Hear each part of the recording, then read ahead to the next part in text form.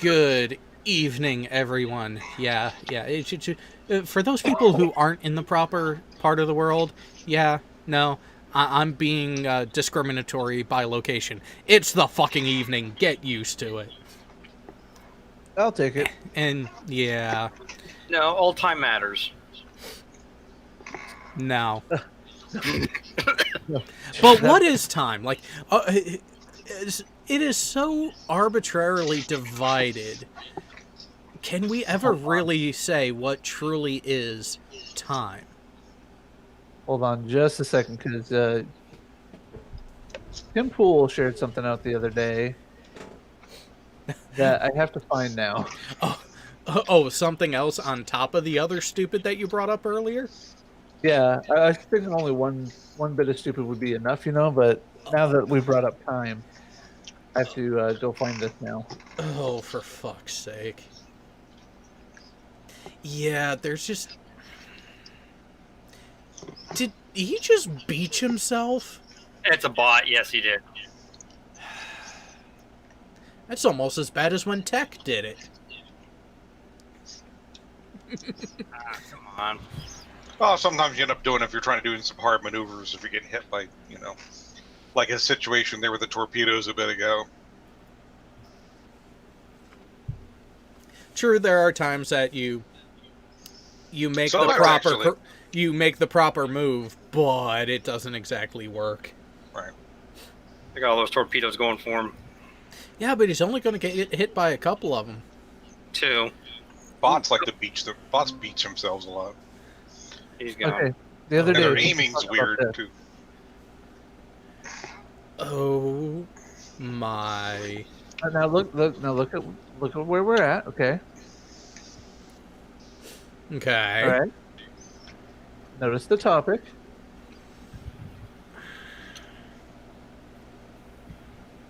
We don't really need to read this. We're going to go to the infographic. Oh, this should be fantastic. See if I can pull it up here. Come on, where's the infographic? A couple clips, and then third clip, a couple other quotes, and another. Advertisement. Hold on. We'll go to the Twitter page then. Go to the images. Aspects and assumptions of whiteness and white culture in the United States. I caught a glimpse of this, but I thought not about reading it because I didn't want to piss myself off even more than I already was that day. And yeah. So let's go ahead and read it for everyone. White dominant culture, or whiteness, refers to the ways white people and their traditions, attitudes, and ways of life have been normalized over time and are now considered standard practices in the United States. Since white people still hold most of the institutional power in America, we all internalized some aspects of white culture, including people of color. Holy fuck, talk about going off the rails at the start. Oh, yeah. On the science, objective, rational, linear thinking. Oh, no. You'll notice just on this first one how they contradict themselves. So they start off with rugged individualism. The individual is the primary unit, self-reliance. Independence and autonomy highly valued and rewarded. Individuals assume to be in control of their environment. You get what you deserve. Okay.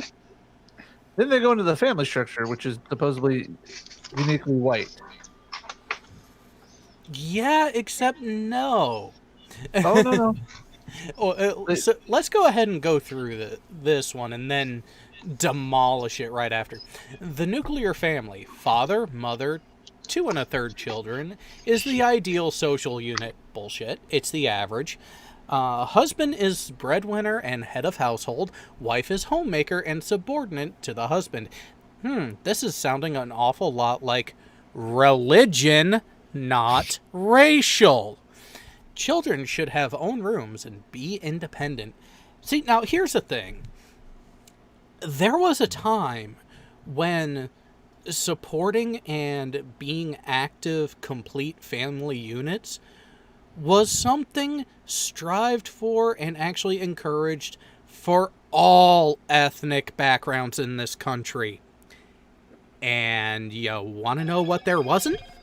There wasn't a fuck ton of outright violence between each other. It's almost like when you encourage people to be in family units with strong bonds and actually have supportive, healthy networks behind them, people aren't shitheads anymore.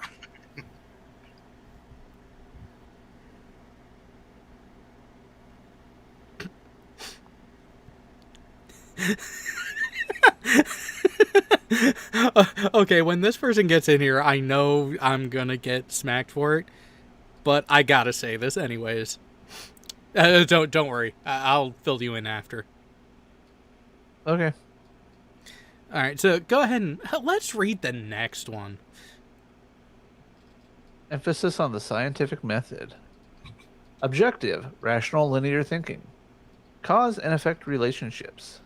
Quantitative emphasis.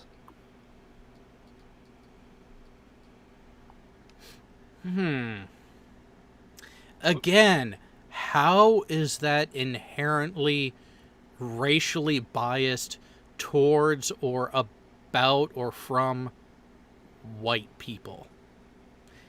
Because, correct me if I'm wrong, but we've had a lot of other ethnic backgrounds utilizing the same foundation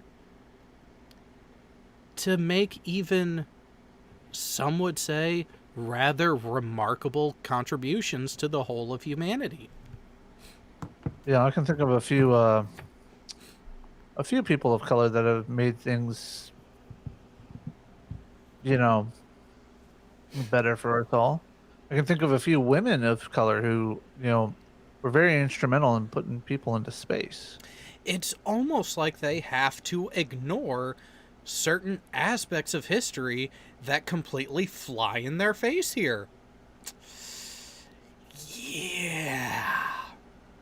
But anyways, let's go on. History. Based on Northern European immigrants' experience in the United States. Heavy focus on the British Empire. The primacy of Western, Greek and Roman, and Judeo-Christian traditions. Excuse me. Teacher, who is the largest ethnic group and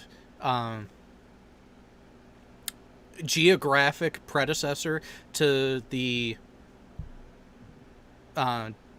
people now living in the United States? Would that be Northern and Central and Western Europe and also the Mediterranean, which ends up being Northern European immigrants? Oh, wait a minute.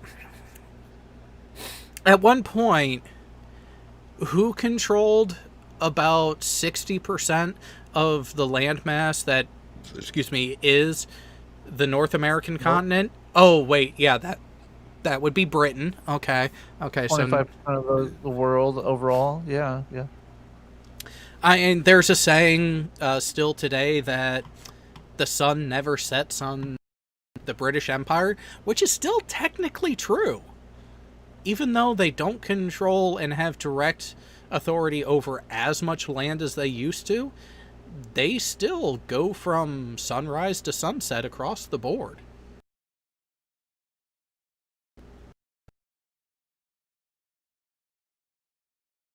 Okay, that was weird.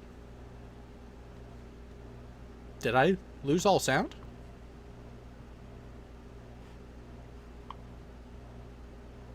Are you guys still there?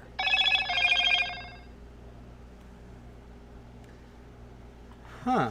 Hang on. Let's see. No. That's still good.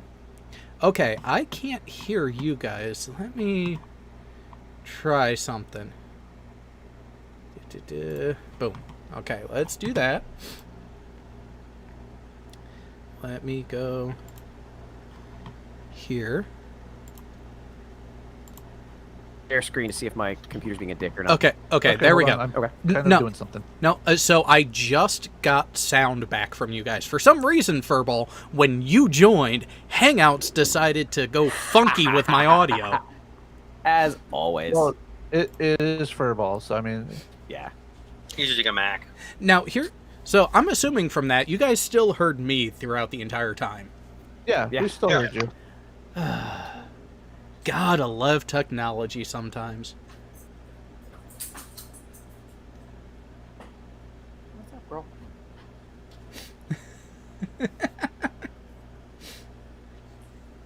Oh, so here's an interesting comment so far from the chat. Notice the authors label science and math as racist instead of presenting the complicated and surprisingly non-Eurocentric history of both. Yeah, it's almost like they have to lie to make their point. I mean, what are the name of the numbers that we use? Oh yeah, we use the Arabic numbers. Damn. But damn those white Arabs. Wait a minute. Well, you know, Jesus was a white Arab. Yeah, about that. If he was in the minority. Yeah, so minority that he wouldn't you know- have fucking existed. Nothing says he couldn't have been an albino. Yeah, I was gonna say he's an albino Arabic. True. Possible. That would be possible because albinos were seen as magical, just not necessarily always in a good way. And hey, we got a super chat from Anamorphic Mind. $5 US. Does BM Furball need my toothbrush, bleach, and Lysol? What?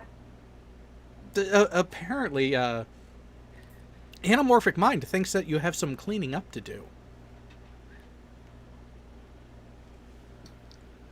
Anyways,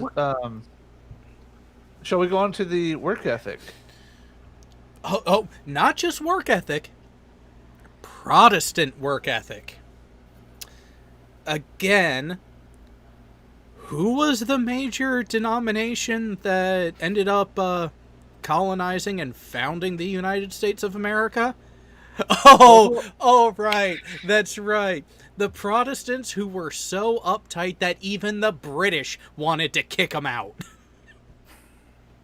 Oh, and what other ethnicities are known for their work ethics? Are we talking like in math and the sciences, particularly biology? You know, the whole question, why you no doctor yet? Yeah, something like that. Yeah, and that's...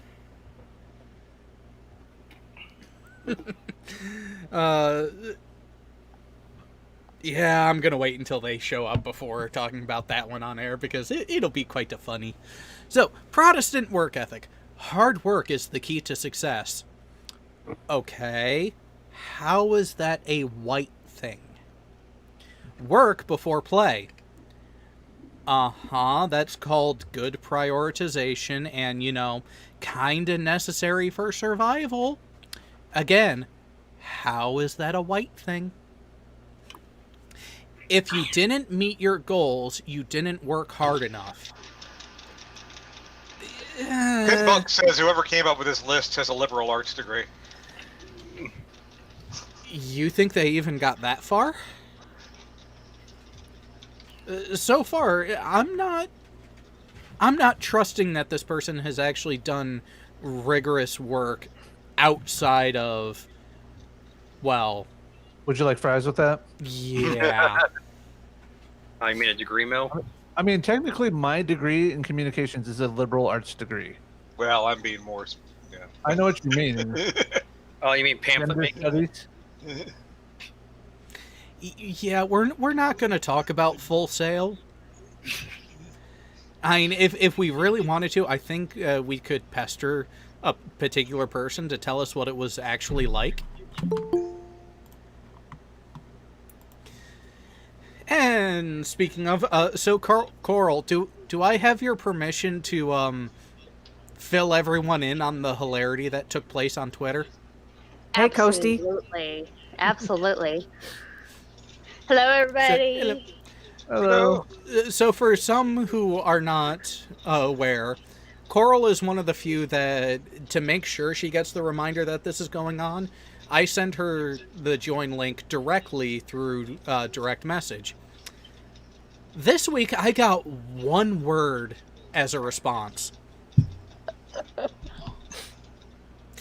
Would you like to share what that one word was? I was like, coming. Now, wow, I know I'm good, but that good? Coral, don't lie. You're not even breathing hard yet. I know, right? But no, my response back was, because I didn't even think about it, because I was just like, oh shit, okay, I'm coming. So from ML2 in the chat, Chinese, Japanese, Korean, Indians, Iran is doing well in math nowadays. A recent Fields Medal went to a female Iranian mathematician. Mathematician. So, yeah. How are all those a problem perpetuated by the white man? I'm trying to figure out how, like, math and objective rational thinking are problems. Well, and here's the thing. A lot of the scientific background and mathematical background actually goes back to Arabia, goes back to the Arab Enlightenment, not just the Renaissance. So, again, how is that a white thing now? What are we talking about? Do you see what's on screen? Hold on. I'm just now sitting down, so give me a second.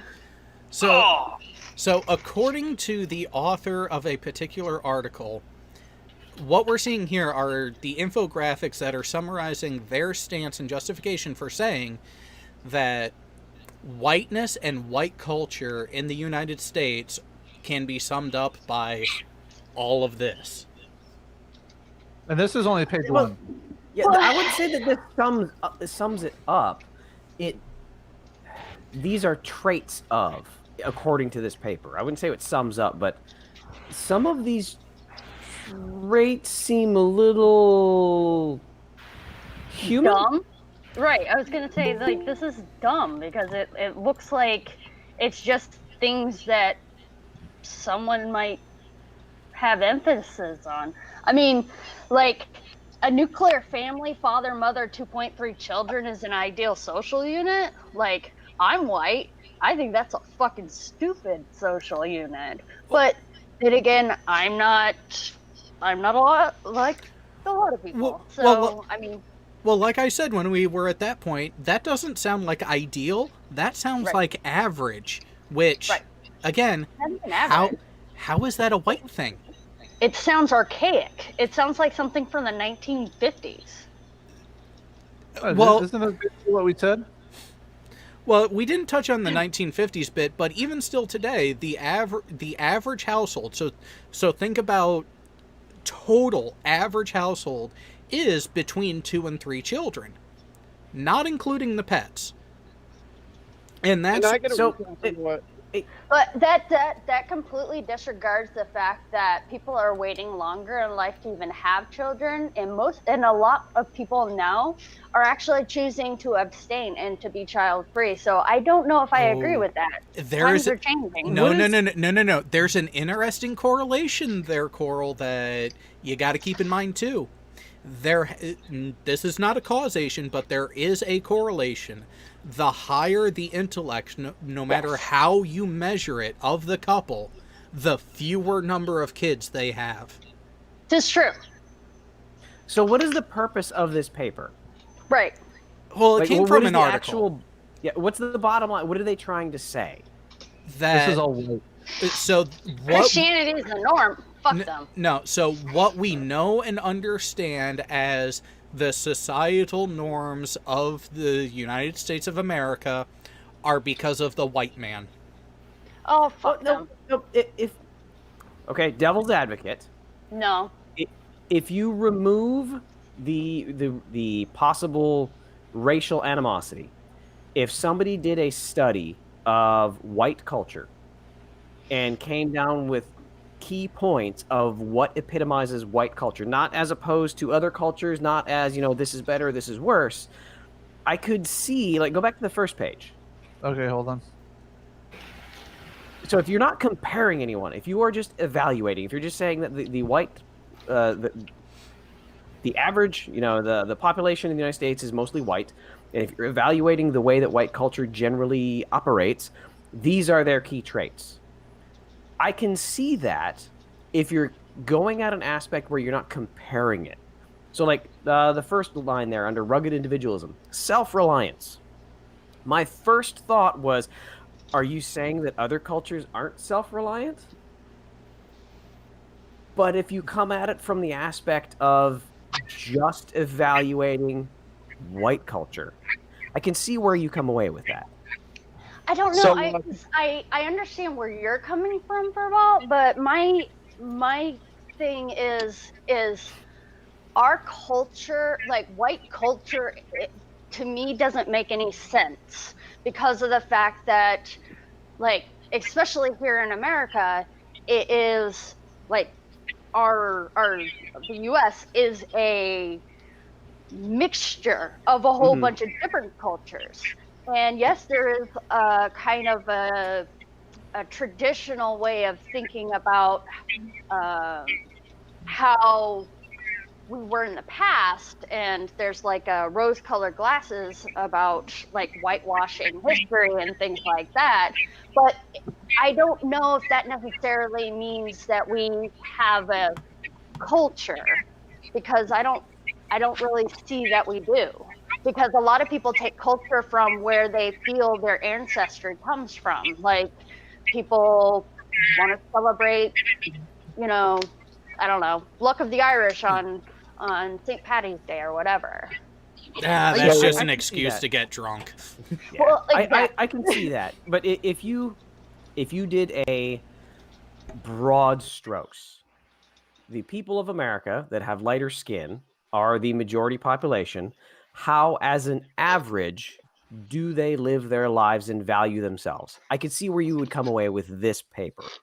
I don't know, because it depends on where in the U.S. you live. Because people down south that are white definitely have way different, like, cultures than, say, somebody from New York. So, and that's where, if you look at it, aggregate averages across the nation, if we're sticking to just the Caucasian ethnicity, I can see a lot of these bearing out true, especially when you look at that whole average number of children, because, let's be honest, families that live below the Mason-Dixon line and out in the Midwest typically have more children than those in your major urban areas. That's true. So that's where... My older sister lives in California. She has 6 kids. I live in the Illinois area. I have 0. Yeah. So on average, you have 3. Yeah. Before I go, I just want to give a warning to all y'all. You guys know the tail of the dragon? No. Did you hit something today? No, one of my friends almost died. He got How? to the hospital. He fucking hit a tree. Oh no. Gotta know where your traction limit is. Yeah. Before you that's end what up we in traction. warned him about. He just fucking went off the side of a mountain. I'm so sorry to hear that.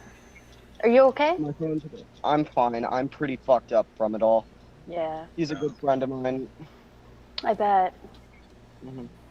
Just a warning to anybody who's a bike rider, sports car rider, watch out. It wasn't even on the Dragon. The Dragon's less dangerous than the road we went on. We were on the Skyway.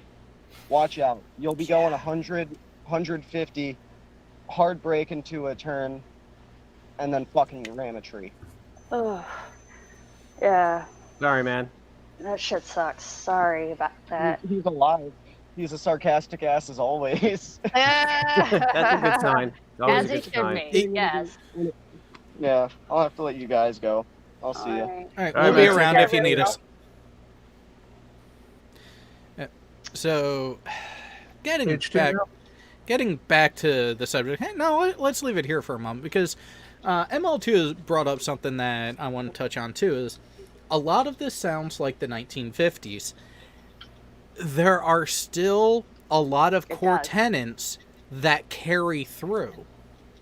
Like the whole thing of the man being the breadwinner in the home, the wife being the homemaker, and having those couple of kids running around.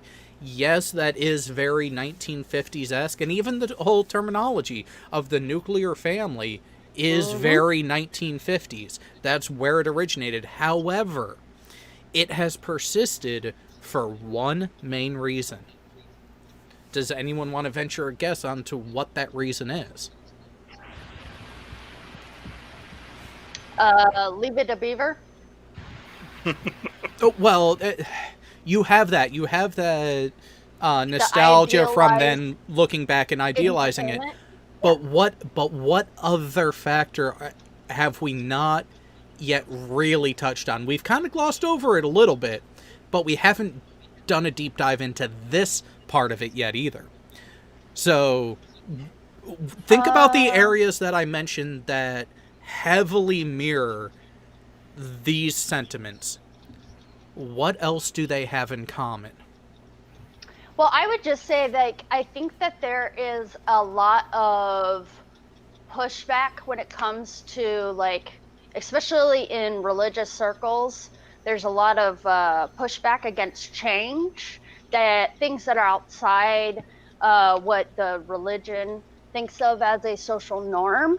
And therefore, that means that people do not consider things that are outside of that. Like, for instance, you're just teasing the tip there. It's right there. You're playing with it a little bit. I'm really, really good at that. But yeah, I think that, like, a lot of time there's a lot of ignorance. So, like, in school, I remember that there was a lot of kids that their parents actually did, they signed the forms to make it so that they wouldn't have proper sex education. I was one of them. And like things like that. So then you don't have the education that's needed to be able to make the decisions of those things. I had to learn out on my own, which is not necessarily a bad thing. I mean, it was a fun thing. Did you try butt sex first, thinking that's how babies were made? No, I did not. There was a stigma when it came to that because of the Mormon thing. Remember Mormon? Yeah. So we knew about the girls that would do butt stuff because they thought that wasn't sex, and then it didn't count. You're still a virgin according to them. So let's stop pulling the punches here. We can blame the church, because when you look at the areas that do hold on stronger to a lot of what they're pointing at here, they all have the same religious overtone. Doesn't matter the denomination, it is some form of Christianity that these people espouse and claim to live by. So you have that aspect feeding in, where these aren't necessarily an American white culture thing. This is a religious thing. I could see that because some of the studies that I really enjoyed looking at was other cultures.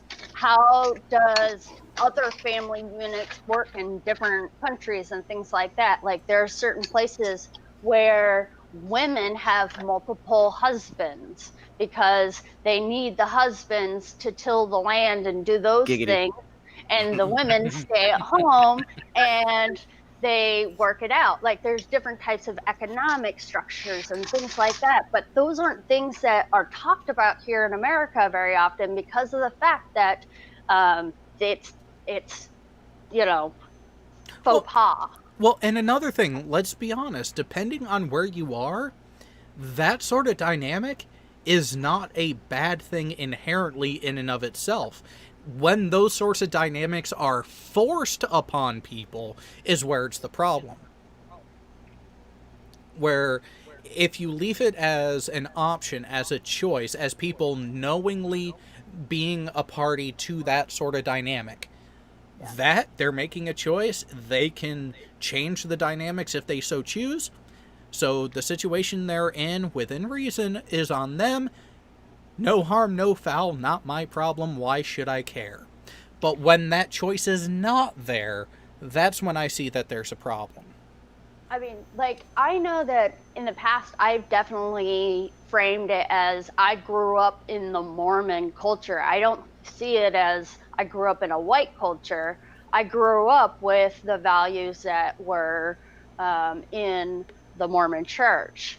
So I do see a lot of the things that they hold to be true are things that are in that infographic. So I could see how those things could relate. But one of the things that I also had the benefit of is because of my military background, both being a military brat and being someone that was in the military, was getting out and actually exploring other cultures. Yeah, going to different places. I had so many different times that I had culture shock because I was going from the West Coast down to the South and back and across the US, that you have to acknowledge these other cultures, these other likes, these other types of music and foods, and yes, point of views. And that to me was one of the things that, kind of like shook the Mormon girl from, oh, you mean there's different people that live their lives and are happy and don't follow the tenets of the Church of Jesus Christ of Latter-day Saints? Well, I really find this interesting because we have a differing dynamic here from similar experiences and situations growing up, because I was a military brat myself and joined myself, and I never got that sense of culture shock by going out and traveling. It's actually has shaped to me in the sense that I don't like staying in one area for too long. It does not feel right to me. Like that whole, well, yeah, and it's part of the reason why, since I've gotten out, I've had a couple of jobs that it seems like every between 4 and 6 years, I change the company that I work for both professional growth and I need a change of fucking scenery. I agree. Hard agree. I'm that way. Seriously. Yeah, I don't know what I'm going to do when I retire and don't have to move every 3 years. I'm still going to move. Oh, I'm actually looking at buying I'm saving up my money so that when I'm able to, I'm going to buy a VW microbus because it's bitchin', but also because then I could just get into the bus and drive and be able to go all over the place, and you don't have to worry about being in one place. It's going to be awesome. Oh boy. Okay, Furball, I just saw your message. Yeah, I have a feeling we're going to be able to segue to that quite nicely. I've got the memo pulled up and we can walk through it. Oh, which memo are we talking about? Oh, one that came out today. Yeah, no. We're not going to spoil it. We're not going to spoil it. I didn't get no memo. Oh, My boss made a statement. Oh, wait. Yeah, you're good. Oh, that one. Yeah. Yeah. Okay.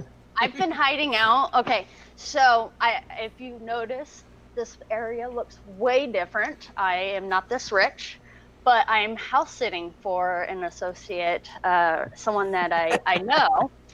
And this house. It sound so mob-like. What? You made it sound so mob-like. Oh my gosh. Okay, acquaintance. Well, hang on. Coral, you are pretty close to the Chicagoland area, so you never know. Have you searched the place for bodies? No. Coke? No. Oh, she almost looked disappointed. She's going to now. But no, I did search their wine room, and they have some very nice single malt Scotch that I would love to crack open. Speaking of, I got a bottle the other day that is screaming my name. So when I get a moment, I'm going to be stepping away for a minute just to go ahead and grab that bottle. Seriously. Yeah, it's kind of needed this week. Dude, okay. Y'all are being so hated by me right now. It's not even funny. Why? Did you have another heart attack and you can't drink again? I wish. No, I'm sitting in a location where if I crack one open, it's a Class A misdemeanor. Oh no! Don't do it then. Oh, you're at work. I'll drink one for you. Right, I was gonna say I'll have one. No, I'm not at work. I'm actually on a laptop sitting here trying to do Windows updates that have been needed for 2 weeks and other such updates for all the games that I play, and it's kind of like, yeah. You don't sound like you're on a potato. Yeah, well, this happens to be one of the most bitching internet access points I have found in quite some time. In a library? No, it's a gas station. But see, in the state of Texas, Fireball, do you know what the state of Texas law is on drinking in a location that sells alcohol or is within 1,000 feet of a school? I do not. I've never lived in Texas, thank God. It's a Class A misdemeanor, Oh, yeah. punishable by 1 year in jail and up to a $10,000 fine. A year in jail would probably do you good. Just saying. For what? Oh my God, Furball. And Furball, I've got a few on that one. Somebody was down in a van at the river with Karis. I'm just gonna leave it at that. He's in chat Don't right now, y'all. Don't judge. We would never judge. No, Furball, if you're going to say that, you got to say it right. Don't hate. Don't hate. That's true. Yeah, there's no judgment. It's just hate. Pure hate. All right, so let's go ahead and go to page 2 of this one. Okay, sure. Right when I'm trying to quick shoot. Hold on. So, just real quick, though, guys. Real quick, this house that I'm staying in is worth like $1.3 million. All right, so we're on page 2. So again, tell us how it's not owned by a mobster. Yeah, that's totally mob related. Totally. That sounds totally mob related. It is a gorgeous place. Yeah, you're not helping your case, Emmy. When the initials JG show up on the embroidered on all the linens, that's when you got to think, maybe I'm in the wrong place. Have you found Hoffa's body yet? No, but I'm down for searching. Oh, you know what? Actually, hang on. That wine cellar is a good place to start. Coral, we know you've already been looking around. Craven Mordick does have the greatest question for you. Okay, what is it? Bigger question, how many shower heads does it have? Okay, dude, the showers have they come from all directions. Like they have 6 on this side and 6 on this side, and then you stand in the middle and it rains on you up from the top and at both sides. It's pretty fucking cool. Oh yeah, that's that. What's that? Yeah, Did you break out your blacklight yet? No, I have not. Probably a good thing. That's a bad idea no matter how expensive the house. Probably more expensive. Yeah. I was gonna say, yeah, probably. I think ignorance is bliss. yeah. Sometimes it's better to stick with not knowing certain things. But anyways, getting back to this whole wonderful thing and trying to determine what is and is not relevant to quote unquote Hold on. white culture. Hold on. I want to say hi. Hi, Karis. You look beautiful today. Thanks. You're welcome. I was needed, usually for good reason. She doesn't want us knowing that her entire town's police force came out again. Oh my god. They haven't. All two of them? This one, no, it was a different police force. That one had about 15, I think. Jessica G in the side chat. Tell you what, for every sip I take, you take a drink. Ooh, this could make it interesting. Now, Spoiler though, definitely lead to very I'm not interesting drinking things. anything alcoholic though. yeah, Ah, cheater. Right? There are, Yeah. you guys know the effect of alcohol on me by this point, and there are truths that are better left untold at the moment. Well, hard disagree. so that's why all my shows have been going to yellow monetization. Damn it! Because Chesh was coming on to do your artwork. Oh. Hashtag they were circles. They were circles. 7 of them. All right, so, and wow, going in with the haymaker at the beginning of this one. Religion. Christianity is the norm. Anything other than Judeo-Christian tradition is foreign. No tolerance for deviation from single God concept. Who the fuck did you interview to get these conclusions? Sorry. Right, like there That's wasn't what I would like to know. there wasn't a single Buddhist. There wasn't any like Hindus. Like Apologies to all interviewed them- earbud sorry, wearers in the audience. right, no witches. You know, Like, this come on. reading all of this, it makes me think that the Reverend Falwell was the only one that they interviewed for this one.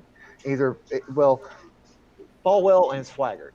Again, you got to take this as a broad strokes document. This is the strokes, Broad giggity. strokes. There's a lot of there's a lot of others in the U.S.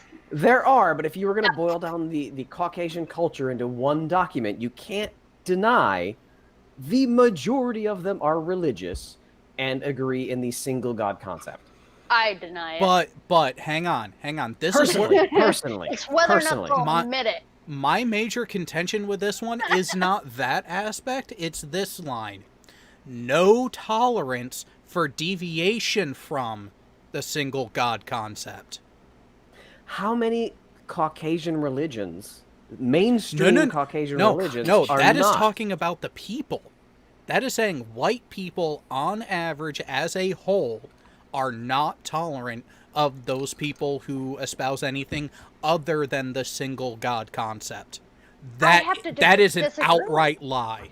Right, because see that, yeah. think about all of those bumper stickers that say coexist, and the people that believe in like chakras and that fetishize different cultures and things like that. I think there's a lot of tolerance for deviations because there's a lot of people that take aspects of like Buddhism and yoga and all of that stuff into it. So I think that they just like went to their church and they asked everybody in the pews to take the survey and nobody else. All right, so yeah, I'm back now. I'm in my own car. Welcome back. Dude got fucked up. First question was, whenever we saw him in the hospital, his first question was, "Yo, is my car okay, boys?" Yeah, probably not. Mood. Dude, his car got fucked up. Like, completely fucked up. Oh, that sucks. I get the impression his car got fucked up. I'm sorry, guys. I'm sorry. I just got real fucked. Like, my brain's fucked. Yeah. I saw my friend almost die. I saw For my a different reason, but I can relate. The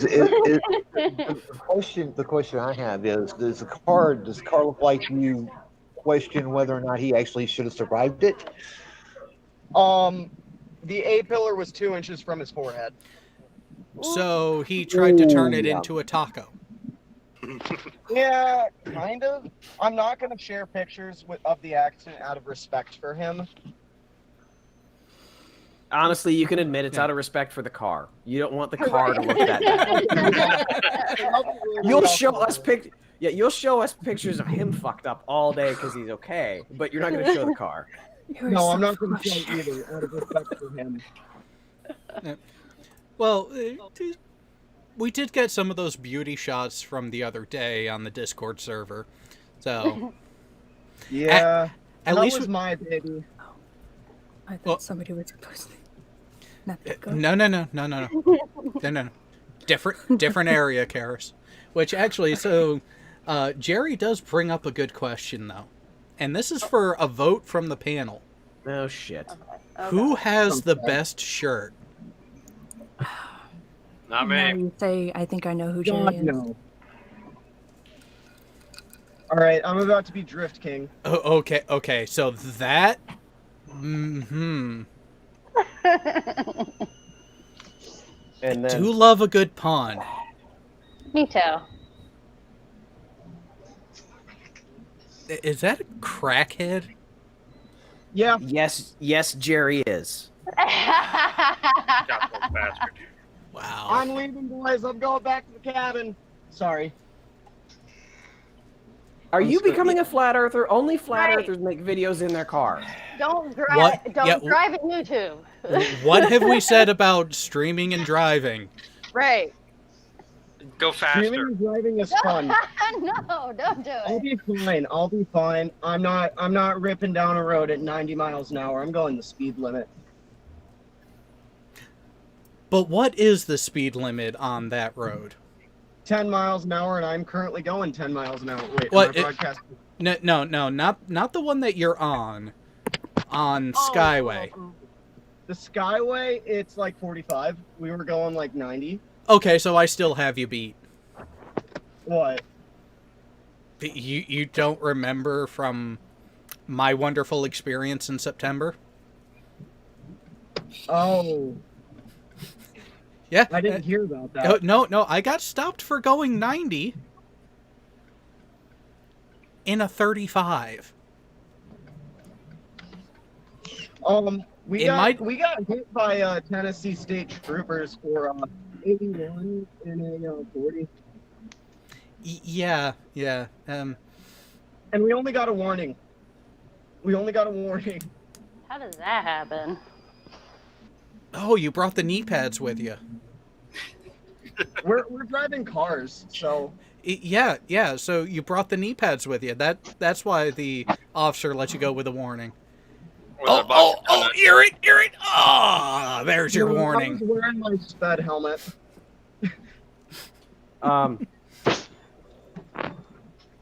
A certain unnamed person that's not on the panel that may not have bought the shirt, that may not also be in the side chat, also got pulled over for doing 90 in a, what was it, 35? Yeah, maybe. And the only reason he didn't get a ticket is because the cop wasn't running radar. Nah. That's funny. Oh fuck! I gotta turn around.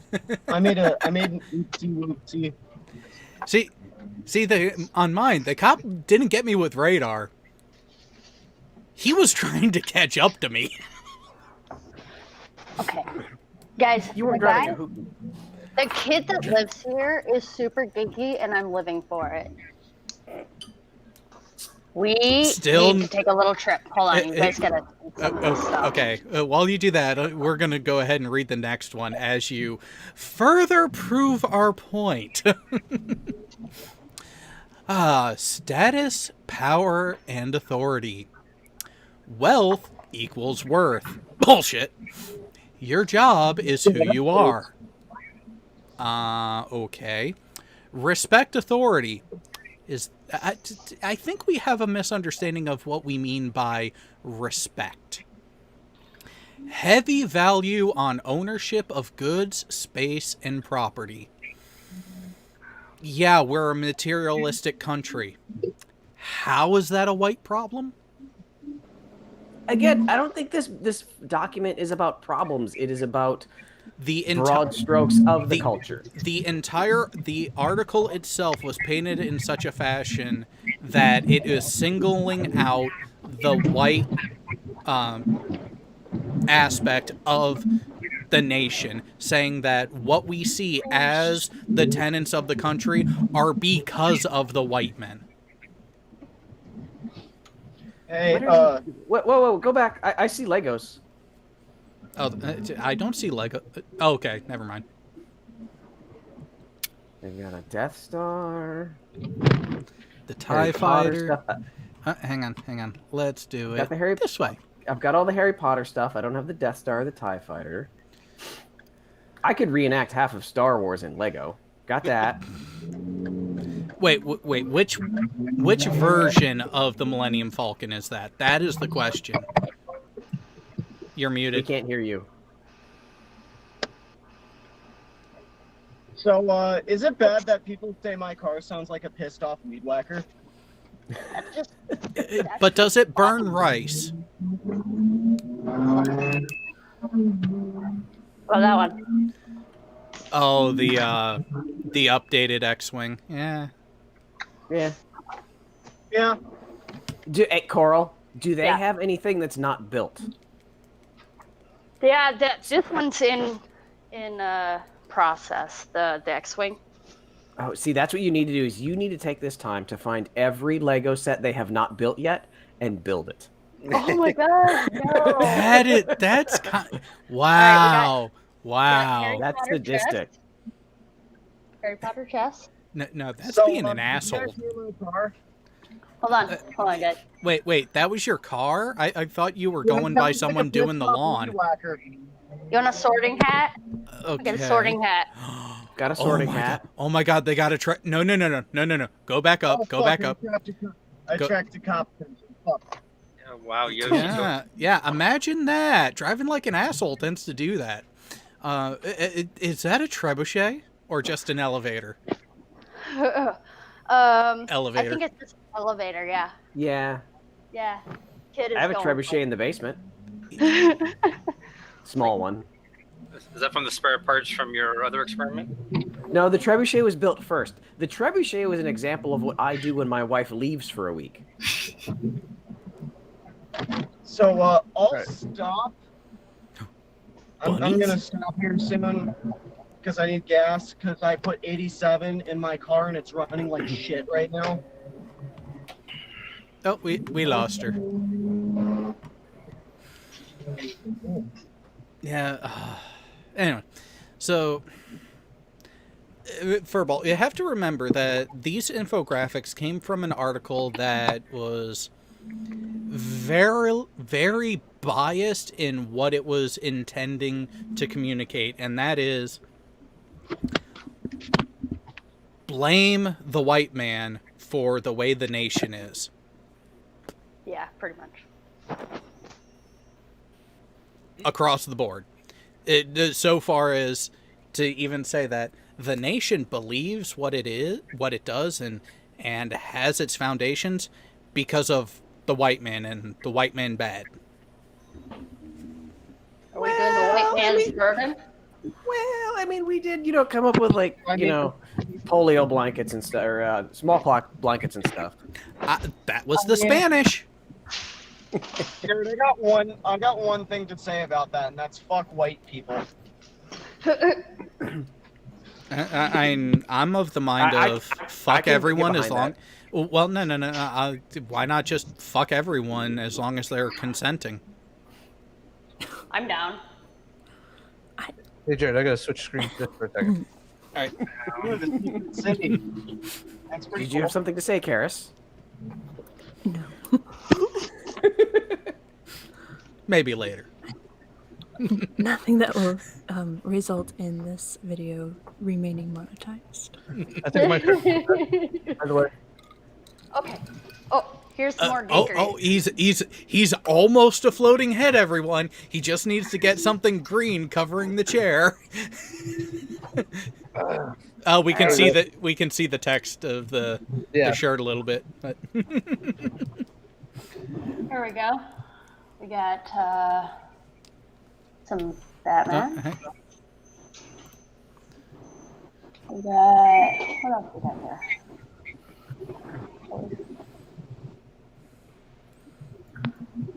We got Avengers, I think. Alright. Are you guys picking up my GPS at all on the mic? Just checking. Nah, as long as you stay muted, you're fine. All right. Oh, It's generally the best course of action anyway. Todd, what is your Discord name? Actually, Tetra. All right, let me. Yeah, the common spelling of that, Jared. Hey, unlike some people, I can actually recognize it. Not saying that I can always pronounce it, but boom, there we go.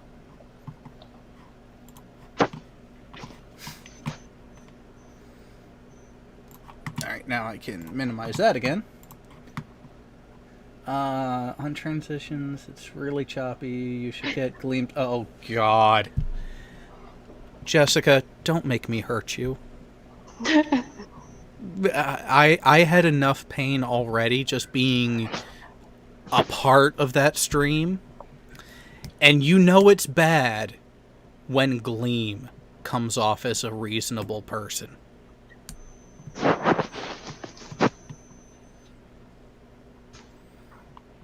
And... Ooh, nice fridge. God damn it, I can tell I'm getting old because that's what I noticed. See the stove they got? Kitchen is Yeah. gorgeous. Let me see if I can get a good view of the whole thing. Oh, All right, hang on, so, let me pin you again. Making me feel my age there, Jared. Thanks. Jared, I didn't get pulled. Then you got lucky. Yep. Cops around here just don't give a fuck, it seems like.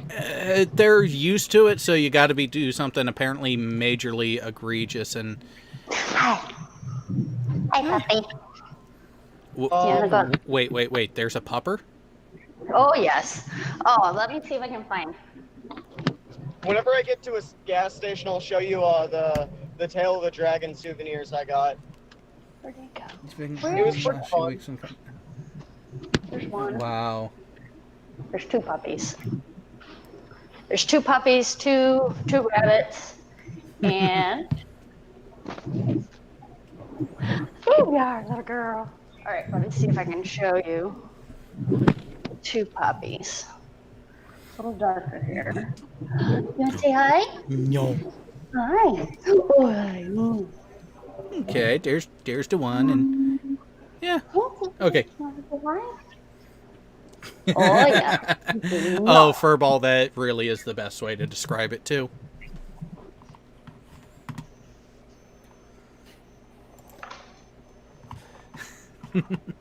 All right, so back to this wonderful bit. So, Coral, did you hear the highlights of the status, power, and authority segment? No, I did not. No, So- I did not.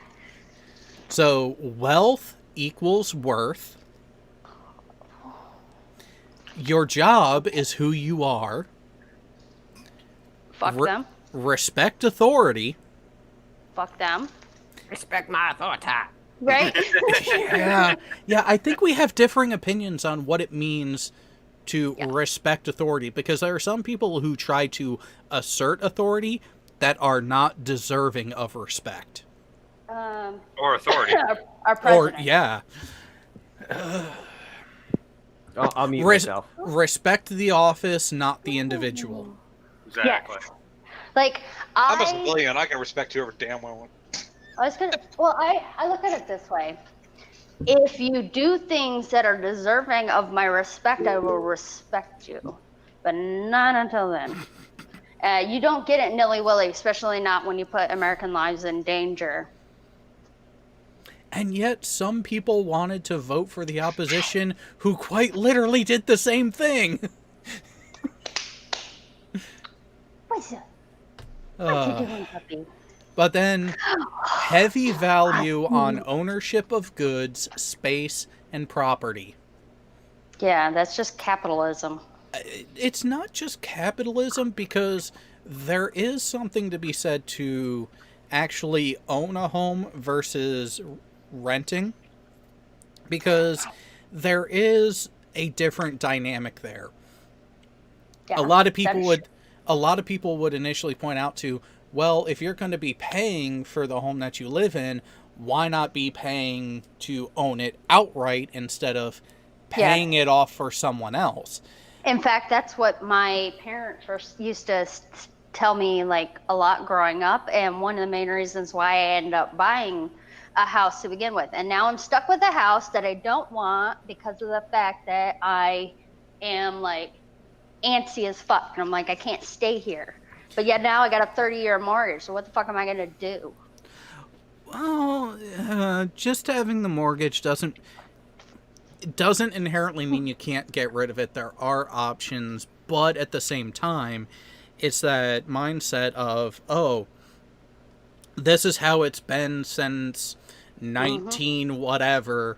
That's the way you have to do it. And it's like, times change, dynamics change, and what a lot of people are actually recognizing more is that while your rent can oftentimes actually look to be oppressively higher than what a mortgage payment would be, they're ignoring the additional financial responsibilities in addition to the mortgage. Right, I was going to say, like, you don't have to worry about, like, doing the lawn, if things break. Yeah, there's so many things. Yeah, there's the hidden costs of home ownership that a lot of people don't factor in. Yeah. Been there, done that, and definitely doing it wiser again. Come on, guys. Yeah. Yeah, NA does have a good point with the home that you're complaining about. Depending on the area, you might actually be able to consider renting it out, and if not that, just because you have a mortgage doesn't mean you can't sell it, but that is an interesting proposition, because generally speaking, you want to have a place to move to already set up before you sell the house, and that just... that's Here's my advice on home sales. 10 years ago, I bought a house in Virginia because I loved what I was doing here. And we stayed here for about 2 years, and then the Army said, no, you're moving. So with every intent of coming back to Virginia, 3 PCSs later, we get to Colorado, and we're like, you know what? We've tried to get back to Virginia. We're never getting back to Virginia. So we sold our house in Virginia and bought a house in Colorado.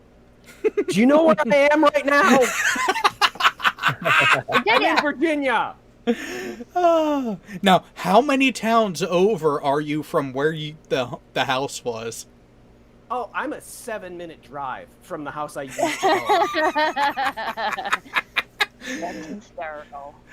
Oh, I laugh because 1, I'm an asshole, and 2, I see the humor in the situation. Yeah, I know. Oh, Todd, don't even get me started on HOAs. A friend of mine who lives down in the area that Furball is in bought a house in one and thought, oh, they're only going to care about these couple things. Oh boy, was she wrong. Yeah, fuck HOAs. I own a house. It's not in an HOA. I had a choice between my current house and a house that had an HOA, and I told them to fuck off. I was like, I don't care. I will not fuck with an HOA. All you need is one crazy Karen to fuck it up for you. Or depending on the area that you're in, like the town not terribly far from Furball that my friend lives in, there are a couple basically forced into retirement homemakers now that their favorite thing to do is as they're going around on their walk together, they make notes of what they perceive to be violations and report their fucking neighbors. Yeah, nosy Nancy's. The house that I no longer own because I'm not coming back to Virginia. It While you're was in Virginia. yeah, it's kind of weird. It was on a side road off of a stovepipe. So you've got like a main. It's a housing development, and you've got almost like an alleyway and then a T. And on that T, there's houses facing out and houses facing in.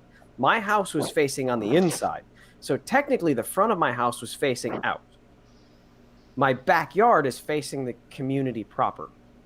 Okay. And the HOA rules are about the front of your house. So like I couldn't have a trailer or anything in the front of my house in my driveway. Even though my driveway faced one other house, I could do whatever the hell I wanted into my backyard, even though that faced the community. Oh, that's funny. To be fair, though, being verbal, you are in Nova, and Nova is different than the rest of the state. So yeah, I was so tempted to tear down my fence and just destroy my backyard because hey, it's in my backyard. Right.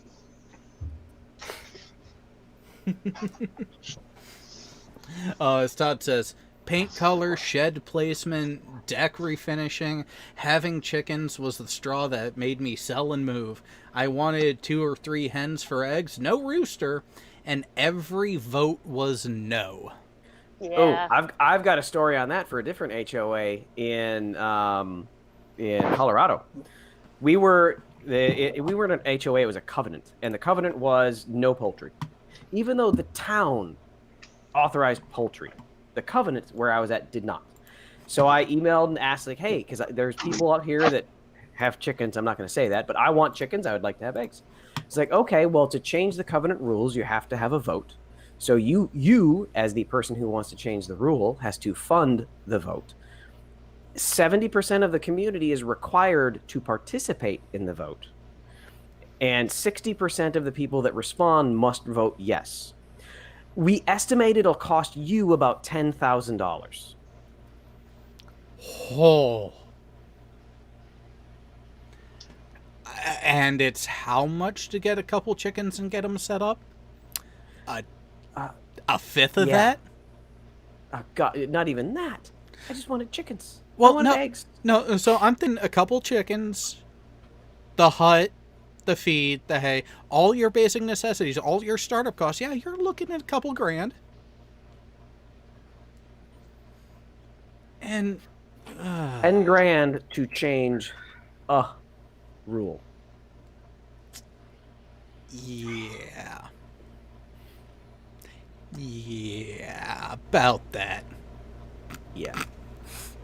So back to the another flavor of stupid. Future orientation. Plan for the future. Delayed gratification. Progress is always best, and tomorrow will be better. How is planning for the future a white thing? Because it is.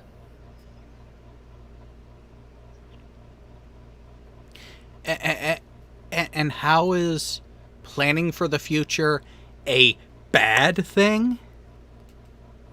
Again, I'm going to try and play devil's advocate. They're not saying this versus that. It's an evaluation of the culture. It's from an article saying the culture is inherently bad because of who it is modeled after, and everyone just choking it down and taking it.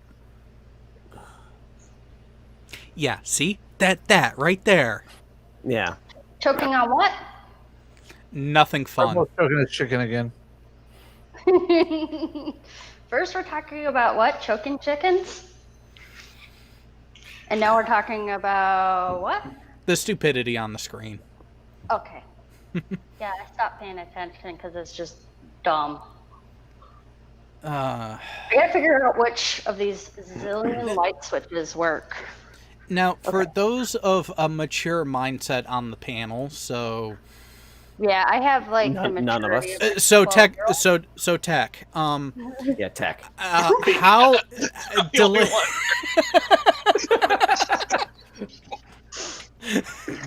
Well, Alan's not with us tonight. Delayed gratification. How It's is boring. that? No. I wouldn't say it's boring because sometimes that little bit of delay, that little bit of a tease, does make the end result better. Boo. I'm impatient. So, why were we getting on to my reaction again?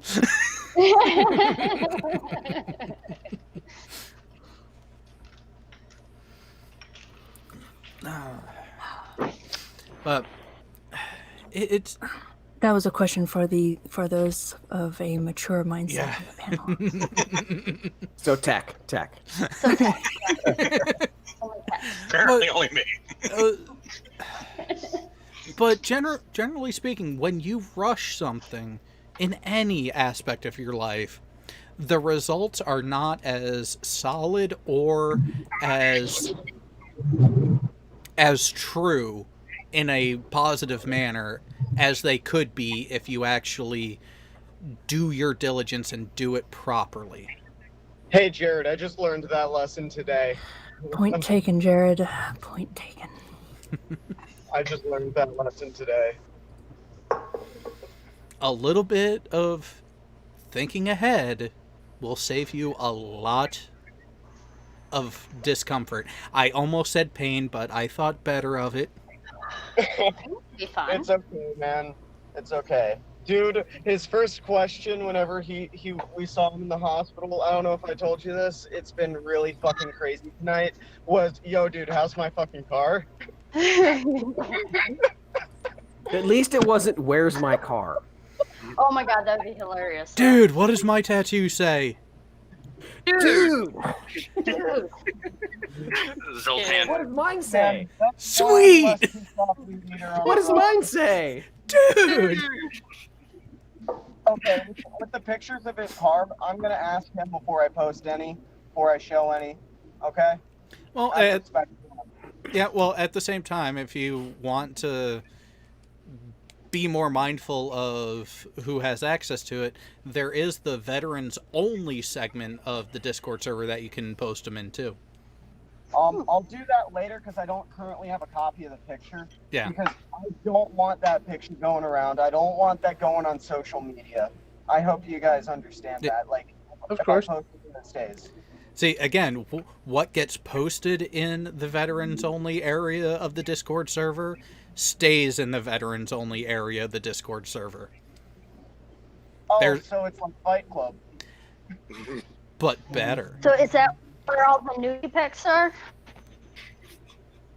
No, I've got those in a lockbox. Okay, I want to access. Wait, then what is this password you gave me for a Dropbox account, Furball? It may or may not be on Pornhub. No. I think he sent you his nude collection. I said I sent you a nude collection, Jared. I didn't say whose. Fair point. I did not give you permission to distribute those. All right, now I need it. Dad. All right. He needs a fix. And speaking of, let's go ahead and give ourselves some time. Those were for your eyes only. Is it inherently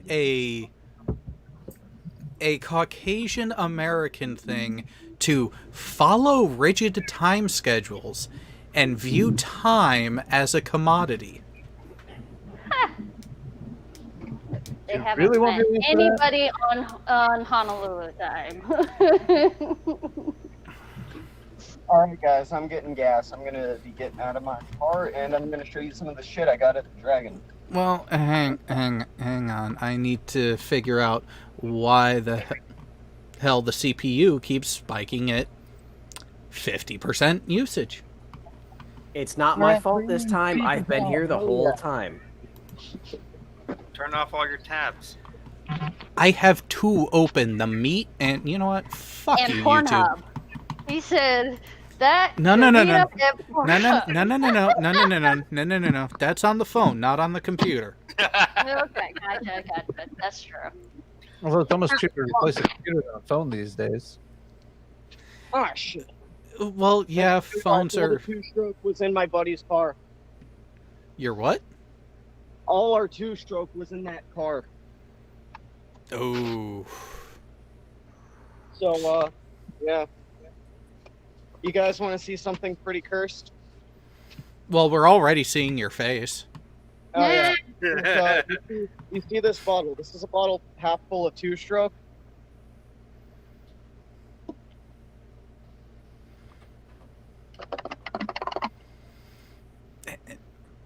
All right. And that was quite the sticker on your window. Oh, yeah. Yeah, gotcha. And then I got this one. And then I got the fucking dragon. Nice. Is his name Puff? And is he magical? Oh, the magic Oh, dragon all I do live know by is the that we have a furry sea. who pretends to be a dragon. Those people are called furries, of no relation to mine. Which, you do you, boo. Hey, we don't kink shame here. Right? I'm a furball, not a furry. Not that I care. Mm-hmm. Yeah, you keep saying that. Okay, FG. Mm-hmm. Speaking of, has he called you that lately? What's that? A particular hairy version of a TV character? Wondering if you had been called that by a particular person lately. I have not. Wow. I am routinely still getting dad. Yeah. That Never mind. How about that cram session? I will give him a little bit of credit on that one. He sent me a picture of a stack of flashcards that were blank. But he at least he bought the 3x5s. He took my advice and bought the 3x5s. You gotta use your decoder ring from Ovaltine. You were slightly harsh on him, though. You say that like it's a bad thing. Sometimes that little bit of rigidity is needed. I was told Mom is going to talk to you like sunshine and roses, but I'll tell you, I forgot how you phrased it. I got distracted How bad you suck. by rigid. To paraphrase it, yeah. That is not how we talk about our child. What's rigid? Oh my God, Carl.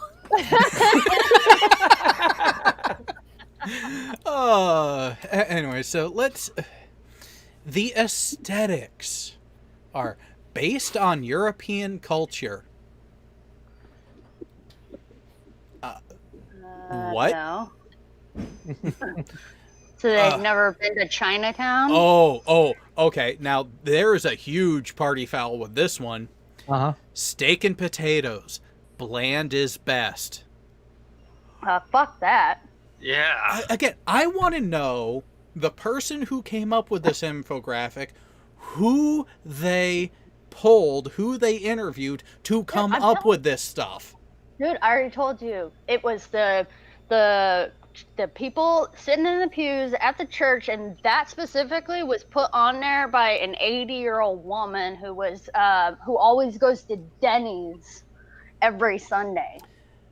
And I have to completely reject this one. Woman's beauty based on blonde, thin, the Barbie archetype. Yeah, again, fuck that. No. Sorry, I've met enough blonde women to know that there's a stereotype for a reason. And come on. Who doesn't like a Yeah, I've big heard old that ass? message too. Well, no, there are some people who prefer the fitness model aesthetic, the supermodel body type, and you know what? You do you, fam. Just not for me. I like, you know what? I like all body types. But one of the things that's really super, super sexy is androgyny. Like, that is fucking beautiful and stunning. It can be a bit confusing, though, because it's like, are they, or are they? No, it doesn't matter. Shit, my hands are covered in two-stroke oil. I'll be right back. Oh, I'm going to regret it, but Jessica G, if you want to hold on to that link for a little bit later, and knowing me, I will torture myself with taking a look at it. But, here's a question. Man's attractiveness based on economic status, power, and or intellect. Well, I divorced a man with all of those, so... I would say, no, man's attractiveness is based on, this is like what a dude thinks is attractive, because that's not necessarily attractive. Coral, here's something that I'll point out, that there are exceptions to this. However, when you look at the interactions that are going on in the dating realm of things, there is one thing that women do find attractive that is not listed there. Whether or not they have a puppy. No. Yes. No. Think more devious. Think more devious and something that is the antithesis of yourself and Karis. Yes, I've already started getting into the wine, so sue me. Antitheus? What the fuck is antitheus? Hang on. The opposite of what? The opposite. Karis, this is the living embodiment of autocorrect. Yes. and we did have that conversation earlier. You told Jared that conversation? I did not tell Jared that conversation. No, Karis, we had a conversation about autocorrect too. Dude, autocorrect is the fucking worst. I blame it on the typo fairy. She's no, I am no longer referring to it as autocorrect. It is now autocorrupt. But anyways, so what a lot of actual results-based analysis of the dating world over the last 10 years have shown, money is a huge factor for especially the younger female single demographics. She already said wealth. I told you that. No. How many of you had? No. She was talking about fluffy bunnies and cute stuff. Before that, she said wealth, status. What was the other? No, you have it's economic status, power, and intellect. Economic status includes Say wealth. Intellect.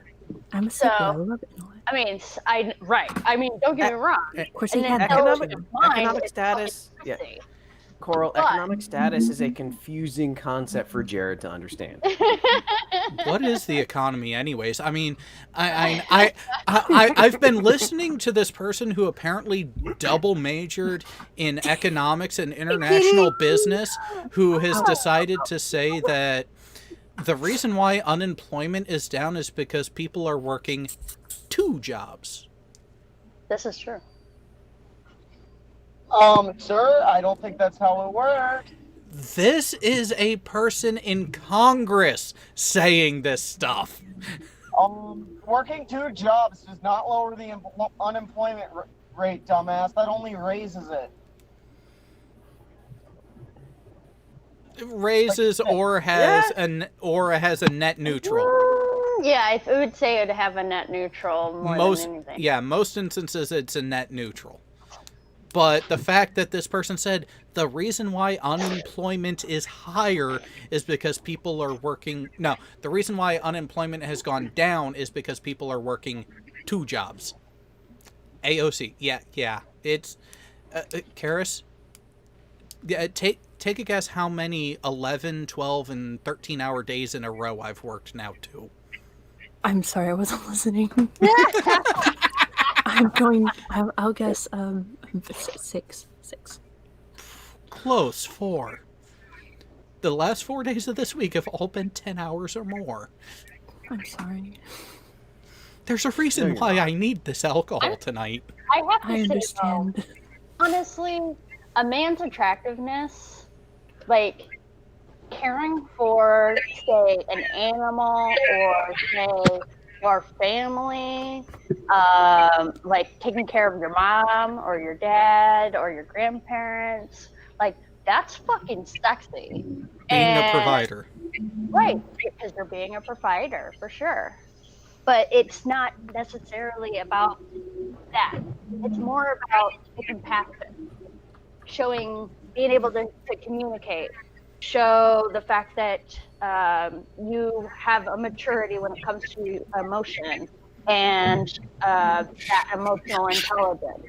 Like, that means you're going to be, hopefully, in less fights. You have someone who's going to take care of you, even if it's not financially, but if you're sick, they're the ones that are going to wipe your fucking ass. I think we could list as many traits that are found attractive by women as there are women to find those traits attractive. Right. Here we're so individual, and some literally just want things that I can't talk in depth about without demonetizing. Yes, there are those. Don't forget the handcuffs. There are those out there, but at the same time, I would like to clarify a little bit on the provider and the communication and maturity aspect. I don't think it's so much that there will be less fights, but fights and disagreements that are actually resolved in a healthy way has a greater chance of occurring. I would concur on that. Where are we All at? right, Jared, my way back home is the tail of the dragon, and I really don't want to ride the tail of the dragon again. Just go easy. Cover up and go easy, and you'll be fine. Paris, I'm burnt out on driving. so hard. Normally, I'd be excited about hitting the dragon, but like after we got fucking off, after being covered in somebody else's blood. Yeah, it does put a damper on things. Quite a bit. Just a sketch. Alright, so First thing he asked was, yo, how's my fucking car, guys? yeah. No, that is typically a good sign of being in better spirits, and so I would take that for what it is. Now, getting back to this, because I'm really interested to see what's on the third one, but so let's go ahead and plow through these. Okay. Holidays based on Seriously, Christian Jared? religions. Wow. Right. Hey. If people want to take my commentary in that way, that is on them. I won't hold it against them. I won't shame them for it. Who are we holding against who? Okay, maybe just a little bit as a tease a little bit later. But All My right. DMs are going to be interesting later.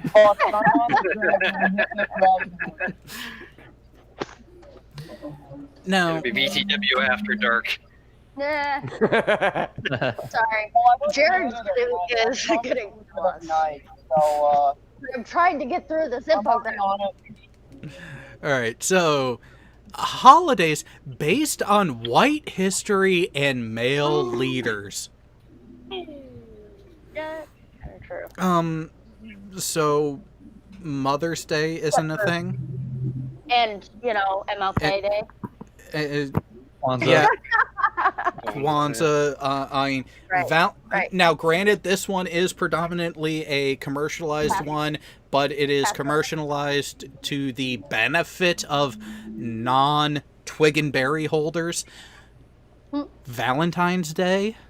Yep. All right. no. My signal's about to cut. I'll be back whenever I get to my cabin. All right. All right, Stay see you safe. in a bit. Later. Yeah, I'm just gonna stay on until I drop. But yeah, man, worst fucking day of my life.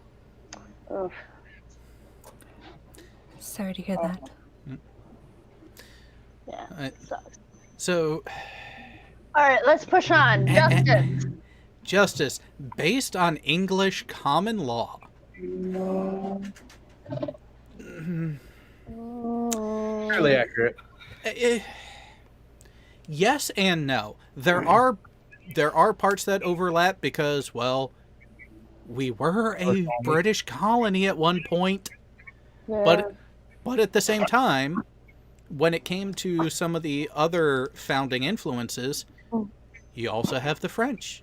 You also have the Greek. You also have the whole thought process of don't be an asshole to each other, which Yeah, I I think was is gonna pretty say, wait a universal. minute. I've got a shirt upstairs that says, I demand justice. Big, bold letters. I demand justice. And then below it, but if there must be injustice, I demand it be in my favor.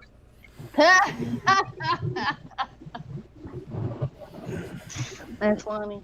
All right. Intent counts. Well, shouldn't it? Well, Furball, is there a problem with intent being a part of the law?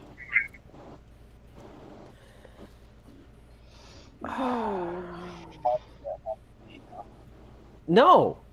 No, the intent has to be part of the law because there is a big difference between intentionally hitting someone with your car and accidentally hitting someone with your car. Intent is needed. Yeah.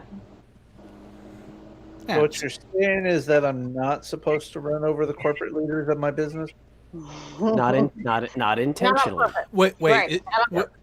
Wait. So Still you an accident, however. so Oh, you, yeah, accident's a totally different story. accidents always happen. I mean, so what if it was in the lobby of the building? Well, I was going to say, you know what? I just so happened to conveniently tell them to be at a specific point at a specific time in the middle of the road when I might or might not have been capable of driving. Oh, okay, so It was really accidental. well, here's a situation for you, Furball, and I think you've seen this video clip already where there's an asset on the sidewalk throwing rocks at cars on an active roadway. The car he is throwing the rocks at stops, gets another rock thrown at it, decides to peel across the other lane of traffic to jump the sidewalk and run a motherfucker over. I mean, in my opinion, he was doing damage to other people's well-beings and lives where he could have hurt somebody. I feel like that is 100% justified. This is where whatever my Tasty just said. this is where my issue comes in. Oh. I understand a reaction is justified from the person driving the car, but did you have to use your vehicle as a weapon to implement that consequence? I mean, throwing rocks at somebody could be considered deadly force. Give I needed to be safe. them deadly force back. Because if that shit goes through the windshield, somebody's dead. Not in the scenario that this occurred in. This wasn't highway speed. This was surface street. I can, in my heart, get behind. I wouldn't say in my heart. I would say in my mind of devious retribution. I can understand, but there's intent there. So, as fun as it is to watch, yeah, he was wrong. Like I said, yeah, give the guy a consequence to make him think about, hey, maybe I shouldn't throw shit at cars as they're driving by. But you don't have to use your own vehicle to do it. Now, you could have, like, screamed towards him in your car and then slammed on the brakes at the last minute. Make your point. Yeah. Without actually hitting him. And you know what? Mike71 in the live chat makes a good point. It quite literally is the distinction between first degree murder or murder of any level and manslaughter. Yes. Hey, Jared, I sent you some pictures in Discord DM when you get a chance. Yep. All right. Now we get to a fun one that I know so many people just enjoy. Competition. I win. Fuck you all. I'm keeping the trophy. I want a participation trophy. Well, if everyone gets a trophy, if everyone gets an award simply for, or some sort of benefit, simply for showing up, does it really mean anything? Yeah, because you tried your hardest. No, you don't even have to try. You just showed up. But there are, like, the mentality behind a participation trophy is dumb, but some people see benefit of not leaving someone out.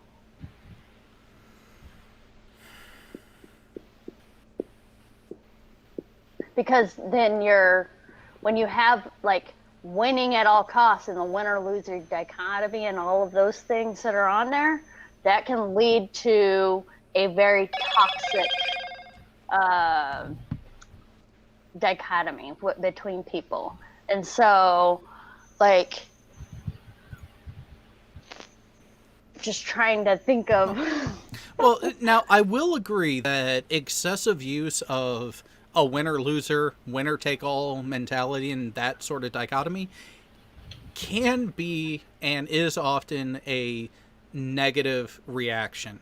There's a reason why when you look at major multi-participant events, you actually end up with the podium finishes. Yes, you have the first place person who is held to the highest because, well, they were the better of the entire group in that instance.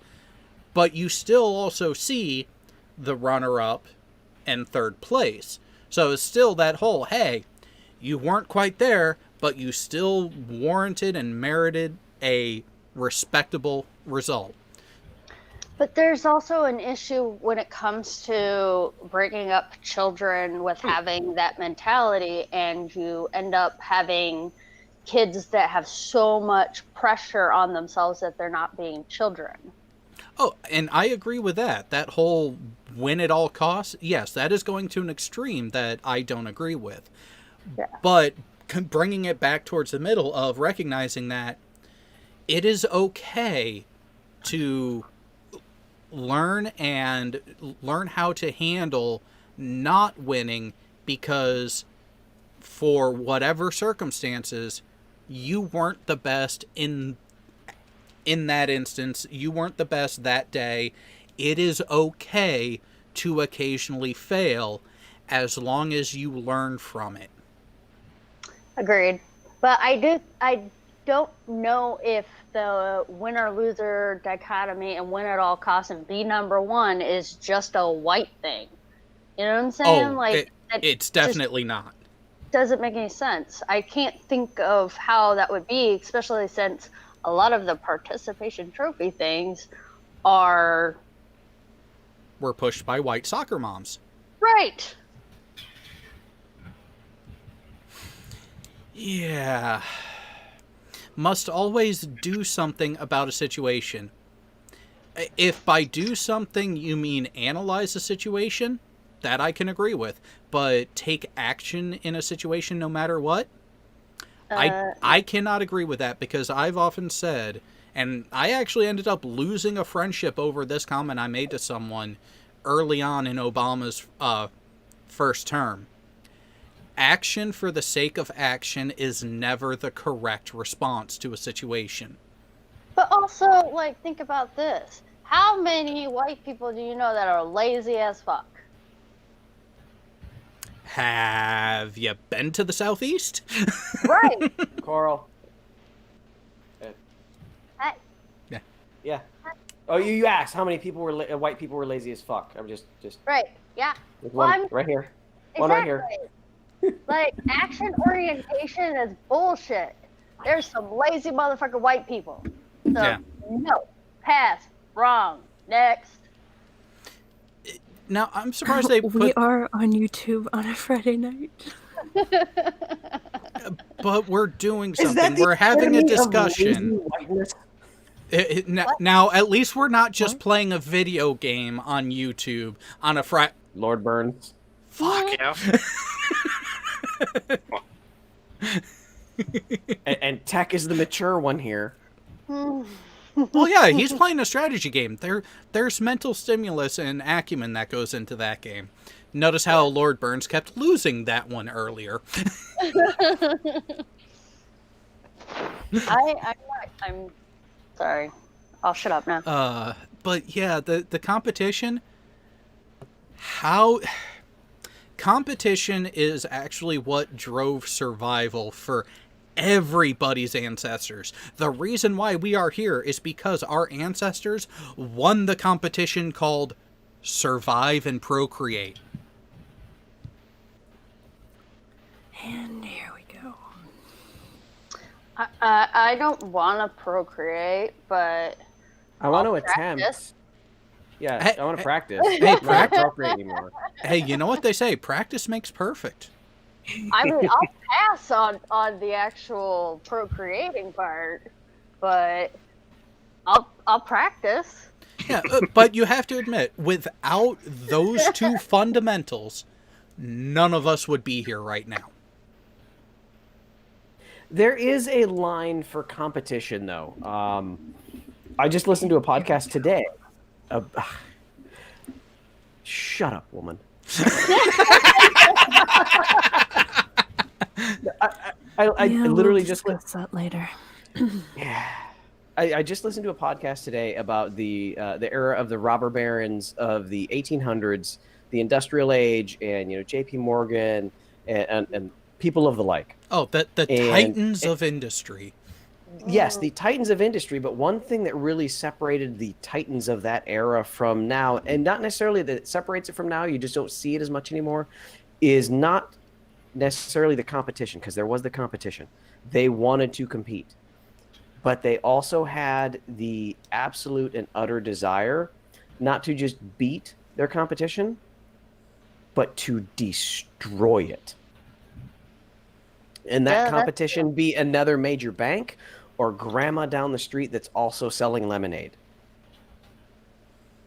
So there's a line where competition goes too is far. Detrimental. It goes too far. Yeah. Yeah, there's a reason why the state and federal governments had to step in at the behest of the populace as a whole to say that business monopolies are a bad thing. Yeah, that was the Sherman Antitrust Act. That's what it was about. It was about to break up these businesses, and it was J.P. Morgan that kind of championed the buy everything, take them up. I'm going to. Oh, fuck, I saw a helmet for handcuffs. But I'm done. I'm off my train of thought. No, you were talking about Morgan. You were talking about Morgan. It was. I think it was Morgan. They referred to it of the people of that era. It was the Morganization of industry, and it was not the beating of your competition. It was the purchasing of every single other person that does something of the same nature, and if they don't sell to you, destroy them. I mean, and I see the women smiling as I check to see what's in the side chat. I mean, isn't that what Amazon and Google is doing right now? They are really flirting with it, and they are, but the only major difference is they are not directly going after mom and pop. Whereas back in the 1800s, J.P. Morgan and of the like, they went after mom and pop. Yeah.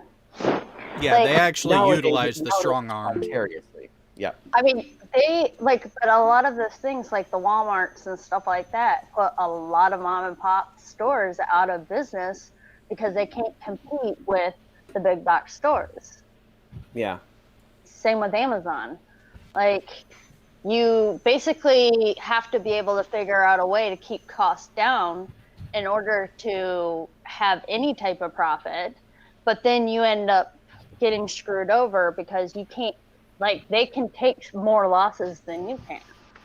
Like, And that was another actual tactic of the time, was once you become big enough, once you have absorbed enough of the other smaller industries, that once you get to that mom and pop, you can accept taking a loss on certain items. And you will drop your prices below retail and take a loss to put them out of business. Well, like a larger that with steel right now. Well, like a larger company like Sears Roebuck could mark their silk scarves at a lower overhead because they could absorb the potential losses because of how diversified they were. Whereas a local shop that may be making them by hand and have a different supplier doesn't have that luxury. Yeah, and I would also say that we see that a lot with our wage gap, but also the wealth gap right now. The people that make billions and billions and billions of dollars, they basically can, like, sit things out. Like, for instance, with the coronavirus and stuff, they're not hurting for money, so they're not as motivated to change certain things. Now, if there was, say, more wealth in the lower everybody else. Coral, in 1880, the top 4,000 families in America had more money than the entire rest of the country. That's combined. 4,000 families. Yeah, it's dumb. We're not back to that, but it has been seemingly trending in that way. But there are nuances to this that do go overlooked. When a lot of people talk about the wage gap is a very rudimentary and flawed analysis of actual earnings of the people that they're using for the reported values, where they actually end up ignoring critical factors such as continued education, time in the position, and also what field the person is working in. Because this is way too deep, Jared. I don't want to talk about the wage gap. I much prefer to talk about the thigh gap. Okay. Wait, whoa. I will say this. To me, there is such a thing as too large of a thigh gap, and sorry, no. I know women have a skeletal structure. I just don't want to see it directly. Jared, no. I think that there is a evolutionary benefit to the thigh gap at some point in society, because if you consider, this conversation. thousands of years ago, when early hominid was very muscular and very strong, if early man decided that he wanted to do special things for his lady friend, and she did not have that thigh gap, she could crush his head. So it was evolutionary beneficial. But Furball, You are using hang on, my hang on, anecdote hang on, as yours. hang on, Furball. That is still not inherently a bad thing, because a little bit of risk does heighten the experience. It does. I mean, that can't be fun. I'll be right back. So I brought up the third panel there, Jared. And I think we should. Back to the wage gap. Wait a minute, hold on. What is this? Avoid intimacy? Avoid conflict or intimacy. Yeah, see, here's the thing. It is... The intimacy side, it really is tough, because in order to have true intimacy, you have to have trust. And trust is something that is very fragile. to both foster its growth, and it is very easy to put on life support, if not outright get rid of, because of one mistake. And again, how is that related to Whiteness? yeah? I don't understand. I don't know. That's where I'm lost in all of this. Copyright Is date. copyright. They're using information from 1990. They're using 30-year-old material on top of it.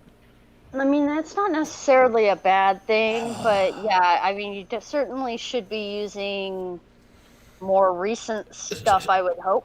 Something But- within the past decade. There is some benefit to looking at past studies and things like that. Well, yeah, you can get historical data to see how things are staying static or how they are changing.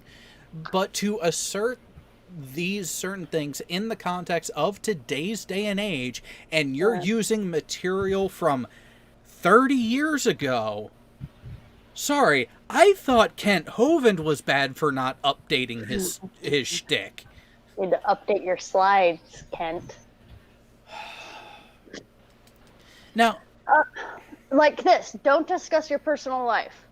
How many in a white business, people in do a you business, know in that a will business, sit there and talk about personal shit? yeah, I avoid them because in a professional setting, I agree. There's a time and place for certain topics. If I'm at a customer site to evaluate a system, install a system, repair a system, or gather data for a design that I'm doing, I don't want to hear about your personal bitchings while I'm there to do a job. But it depends on what your actual field is, because otherwise barbershops and beauty shops would not be a thing.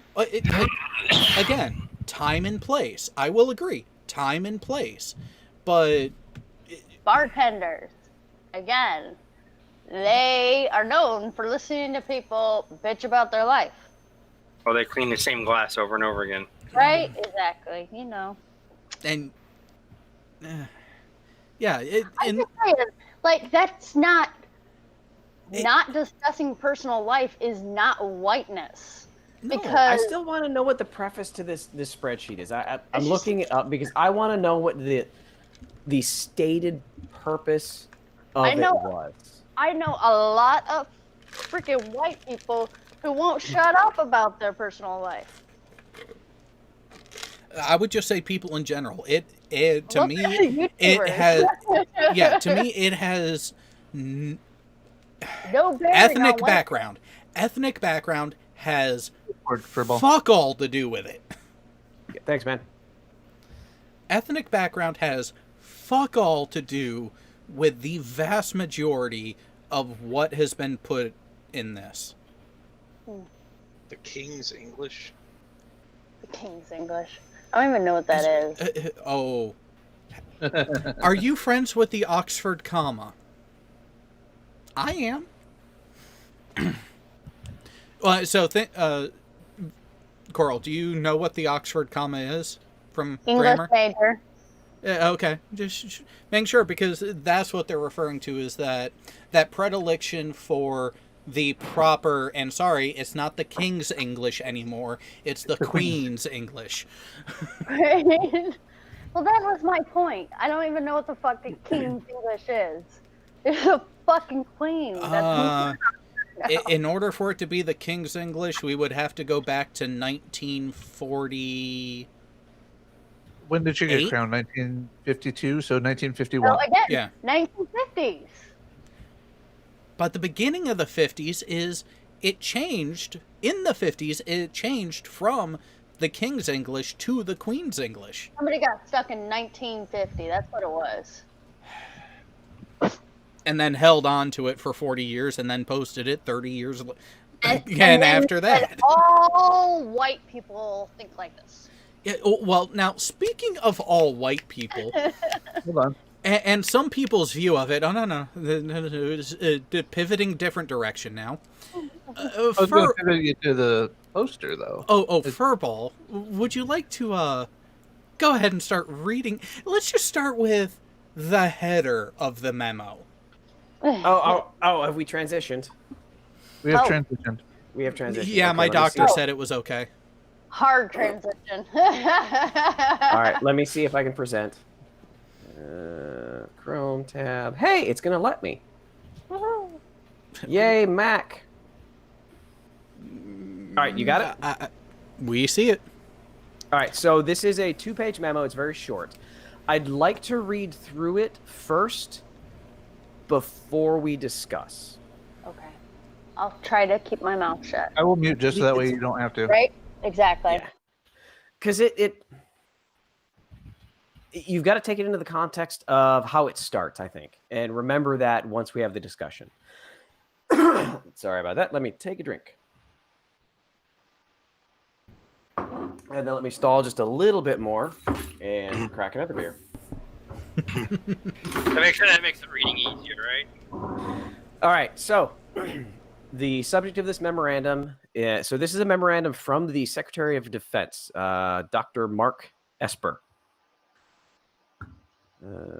Subject is public display or depictions of flags in the Department of Defense. Let's see if I can zoom in a little bit.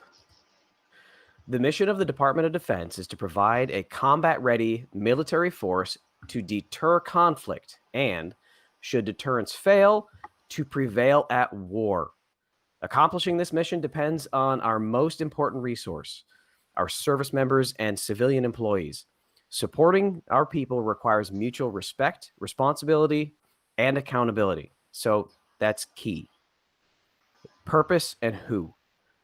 Flags are powerful symbols, particularly in the military community, for whom flags embody common mission, common histories, and the special timeless bond of warriors.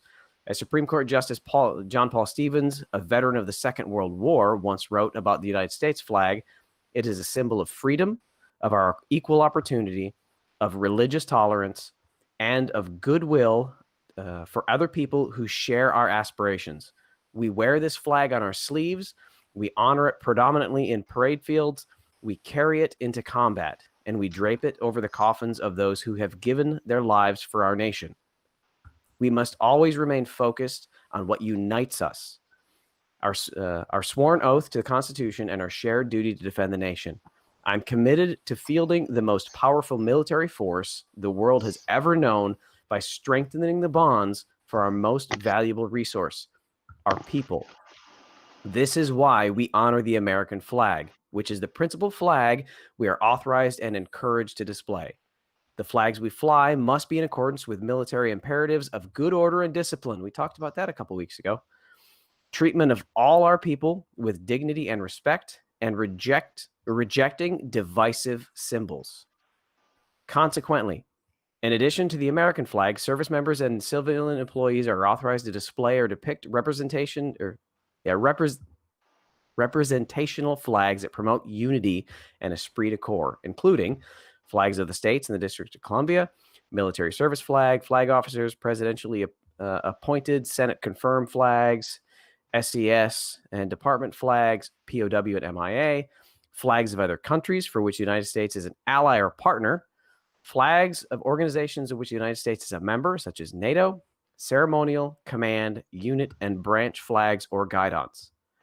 This guidance applies to public displays or depictions of flags by service members and civilian employees in all Department of Defense workplaces, common areas, and public areas, including but not limited to, now I'll go through all this, office buildings, if it's a government building, sensitive and compartmentalized information facilities, SCIFs behind the glass or the black door, open bay barracks, berthing areas or common areas of barracks or bachelor quarters, schoolhouses or training facilities, all spaces or items of public or plain view, such as the outside of an area of the Department of Defense building, the public display or depiction of unauthorized flags in museum exhibits, state-issued license plates, grave sites, memorial markers, monuments, educational displays, historical stuff, blah, blah, blah, blah, blah, is not prohibited. Basically, if it's a prohibited flag, but it's in a museum, it's okay.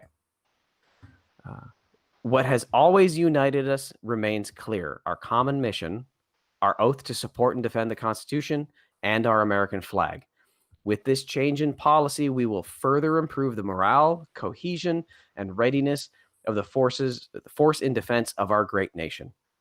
Mark Esper. So I know there's been a lot of conflict about this memo.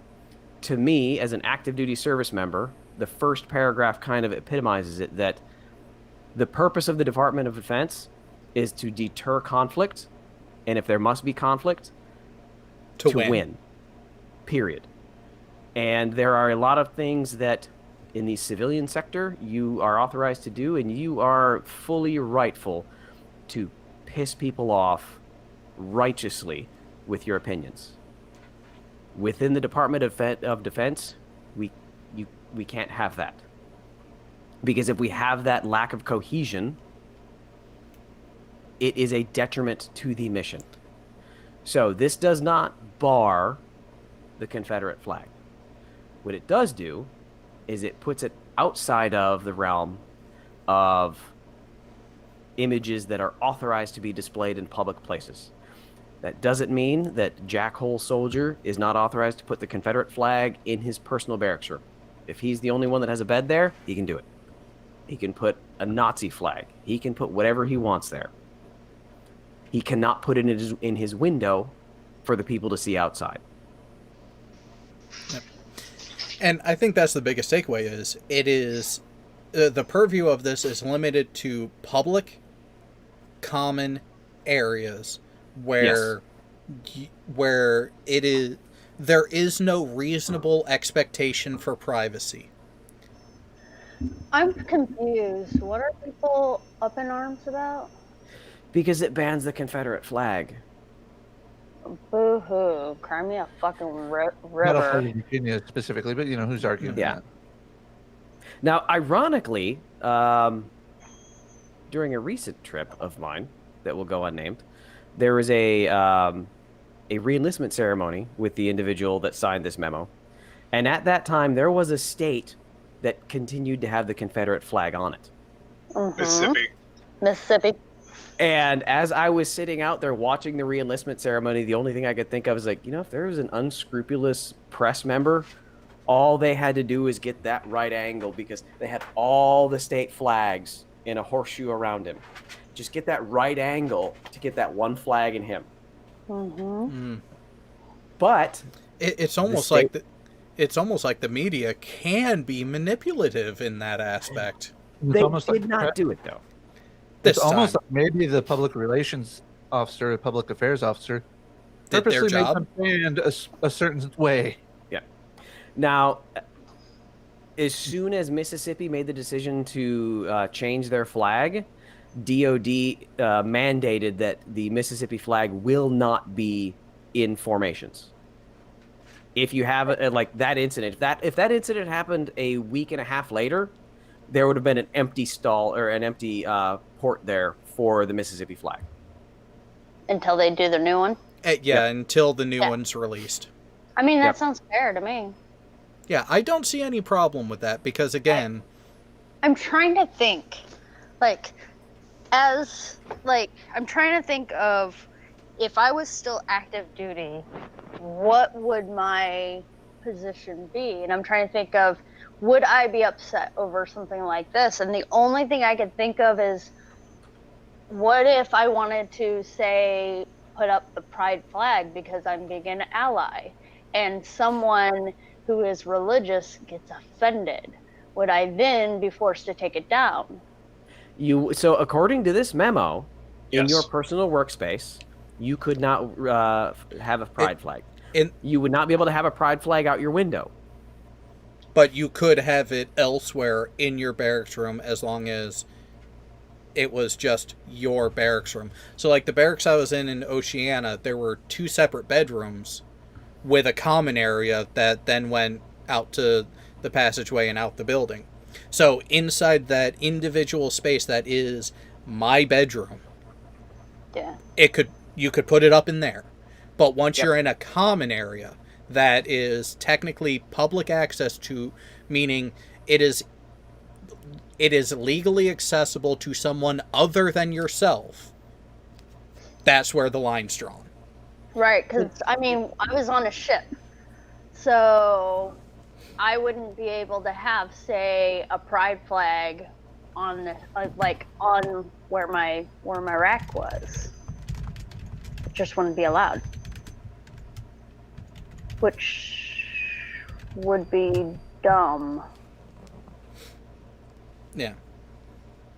Yeah, from my perspective, again, as an active duty service member, the first paragraph of that really does sum it up. The purpose of the Department of Defense is not to have those conversations. It is to build a cohesive fighting force.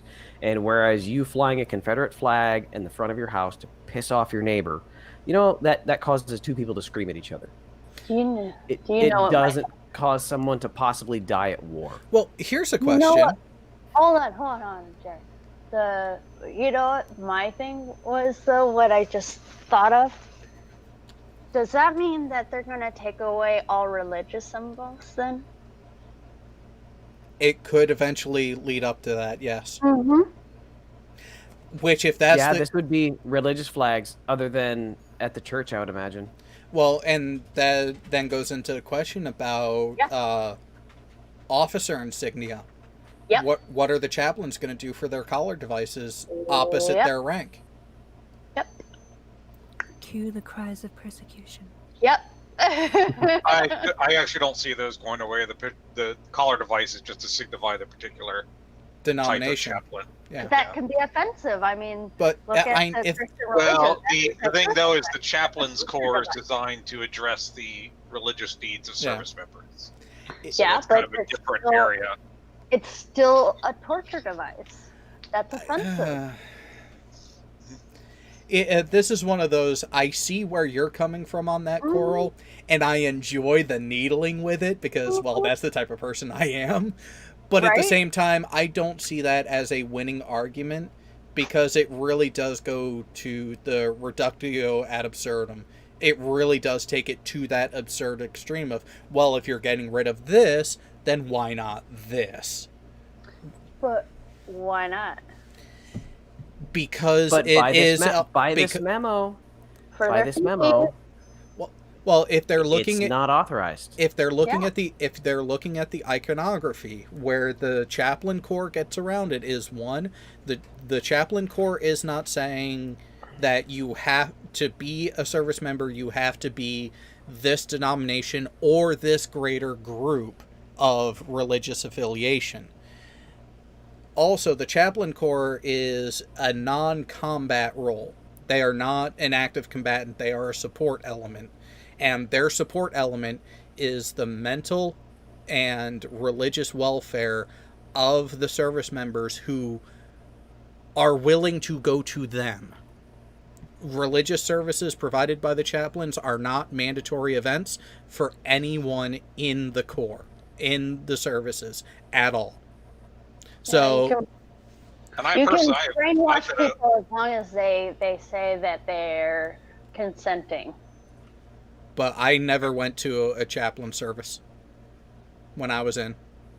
Was never told that I had to go. The only time I went there was because I thought it would be fucking hilarious to take this radio that was being quite finicky up to the chaplain to see if he actually would perform an exorcism on it.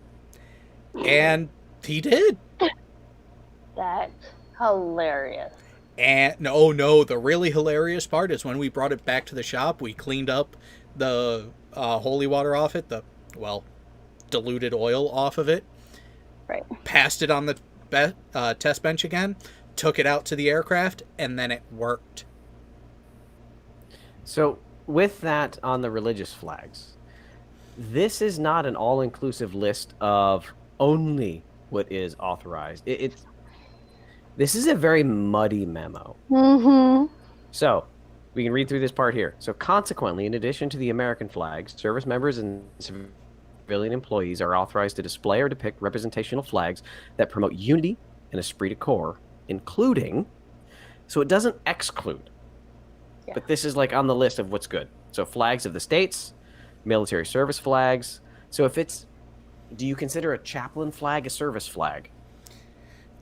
I don't know. Not under that one. No, Yeah, no. I would say, wait, Jared, an actual chaplain's flag, not Joe Private's, Methodist church flag in his office space. So this is where I would. So is there a flag for the chaplain corps? That's what I don't know. That's what that is talking about. That is talking about the service Google this flags. shit. That is talking about the so like your DPH, your Department of Public Health, your uniformed services flags. That's what that's talking about there. Because have you noticed the Army flag, the Navy flag, the Marine flag? Yeah, if you look, they're going down in order of precedence of the already authorized flags, where a flag specific to the chaplain corps or a particular chaplain's denomination would fall under the last one. Ceremonial. Yeah. So military flags, flag officers, so you can't tell the 4-star general, it's not the American flag, you can't fly that here. It'd be nice to tell them that, but they'll get. There's this is an Army military chapel and chaplain's flag. It has a big old Christian cross on it. Yeah. Again, I don't so much see a problem with that, because where you will generally find that on display, entrance to the base chapel, and or inside the chapel itself. That just means that you can't have your Catholic flag on your desk. Yeah.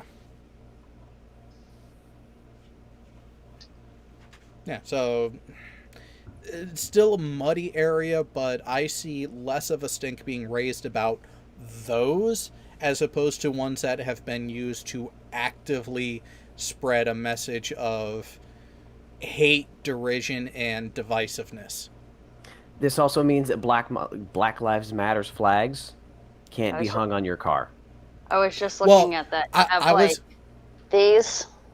Yeah, so I was going to go into the question of what does this mean for people who have the Rebel Battle rag on their car, because it does say publicly accessed spaces, which would include a parking lot. Yeah. Like, you would order any of those stickers and bumper sticker flags and all of that or stuff. gay pride stickers on your car. Yep. Now, flag. This is about flags. Yeah. My dog is snoring in the background. I don't know if you can hear that or not. Nope. But it's my blind diabetic husky. No. Oh. Patootie. What's that? A cutie patootie. Oh, a big fat patootie. That's why she's diabetic. But that's my fault. At least you can admit that. Right. I feel god-awful terrible for it. But yeah, so this is flags. But it did say about the exemptions. So memorial markers, monuments, educational displays, historic displays, works of art. So, hey, Karis, can you paint a flag of me butt naked with a gay pride flag in my hand? Because that's a work of art. No, never mind, it's not. Nobody wants to see me naked. Well, I was going to say, works of art. I mean, wouldn't something being put on your car, like of a Confederate flag or sticker, be considered works of art? I see them arguing no, because there's another very vaguely worded regulation that the military likes to throw out there. More specifically, when it comes to hairstyles. Can someone tell me what a faddish hairstyle is? Faddish. Yeah, faddish. Oh. Is this faddish? Wait, no, I don't know. Hey, Furball, I have a pennant I have to show Jared really quick. I have to... Okay, go. I don't think this is exactly what I remember seeing.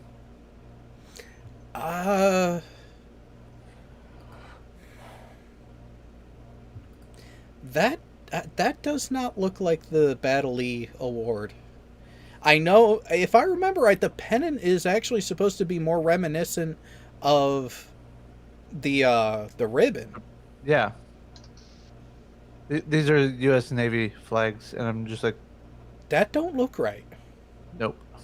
It may have been the original one, and I see a flag that a couple ships in the a pennant that a couple ships in the 7th Fleet flew, but never the Kitty Hawk. So, Hey, Furball, you said it specified flags, right, for this regulation? Is there- So so this guidance applies to public displays or depictions of flags by Depictions of service members. flags. So, what if we were to Actually, ride no, on that that is the pennant. technicality and not depict a flag of you buck naked with the gay pride flag? You're- You Yeah, just that's want the me pennant. butt naked with a gay pride flag. that's what we call Saturday night. Right? You just wrap it around like a robe. Specifically. I would need a pretty big flag. So Tech was trying to say something. So, Yeah, that is actually the Battle E pennant. That's just that's different from like the ribbons they'll display. This is like the Yeah. like but when we look at the rest of the award pennants, like the Muck and the Nuck there, they're reminiscent of them. Like, it's similar color palette, just orientation being slightly different. But the one that I was referring to before, that the Kitty Hawk never had a remote chance in hell of flying. So you see the ones where they have the warfare pin? Okay, let me scroll back up to those. Yep, right there. So a ship is allowed to fly that pennant. You see this more amongst the surface ships because subs, well, you guys technically you have to qualify or you're not part of the crew anymore. When all eligible personnel for the warfare pin achieve it without going delinquent, then the ship can fly that pennant. Kitty Hawk never had a chance of getting even close to it. Oh yeah. that'd be kind of redundant on a sub. Like Yeah. I said, subs don't do it because it's a requirement of staying on the crew. Well, that and you always have somebody delinquent.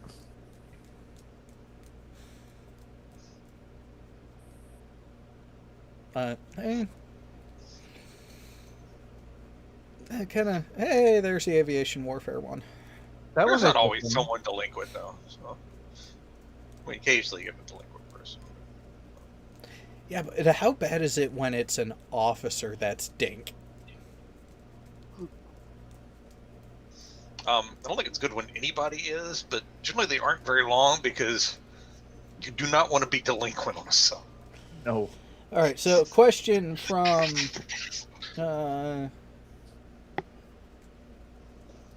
Anamorphic Mind. What's the ramification if someone on a base that's not being attacked put the U.S. flag upside down? You mean after they got their shit kicked in? Or before? And including that? Because mishandling of the national ensign is actually a UCMJ punishable act. Yeah. The extent that they will punish you for it depends on how much you've pissed off the convening authority in addition to.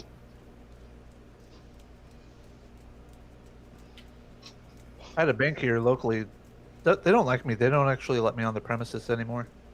Oh no. Were you correcting them on flag usage? The fact that it was literally hanging on by the top ring of, yeah. I actually pulled it down and told them I'm taking this to have it properly taken care of. They didn't like that. I'm like, call the cops on me. The cops came in. I showed them. They're like, move along.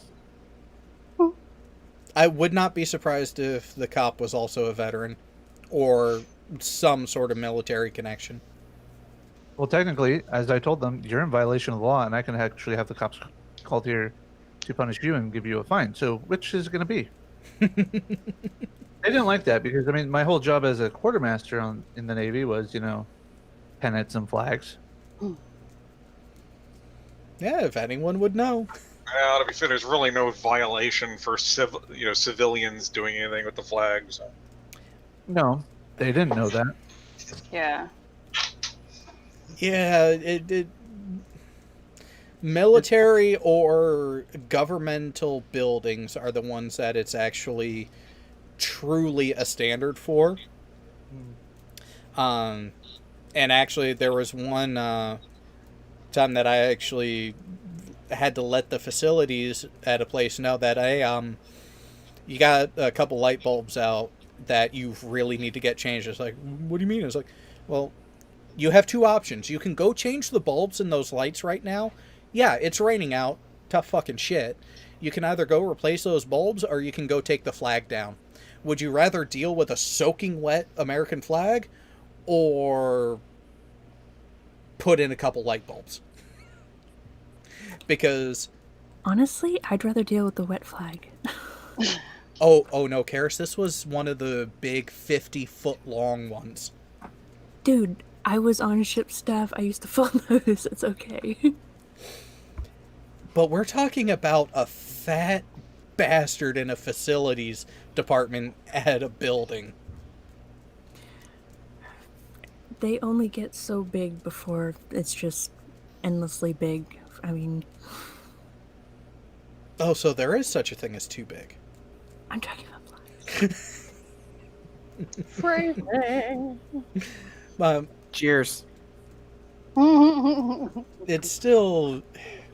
I'd still rather do the flag. Can I be the flag? The very big flag, yes. I guess we've established that. Thank you, Furball. I got another one. I'm sorry, Karis. I'm sorry. See, I've been trying to behave on that front tonight. So, I don't see why nobody else is. Yeah, we've already established demonetization, haven't we? We can add to that. I can piss everybody off with the other thing that I... Oh, yeah. Let's go ahead and bring up that one, too. Which one? What? Hold on. Just wait till you see the headline. This one has piqued my curiosity because I haven't even seen the headline yet. He just said, oh, what was the exact message? This is a whole bunch of stupid we have to talk about tonight. Something along that lines. Here, read the headline. Boy, 16, was given estrogen for behavioral disorder while in Los Angeles juvenile hall, suit alleges. So what's the problem? Forced estrogen as medication for a behavioral disorder while under the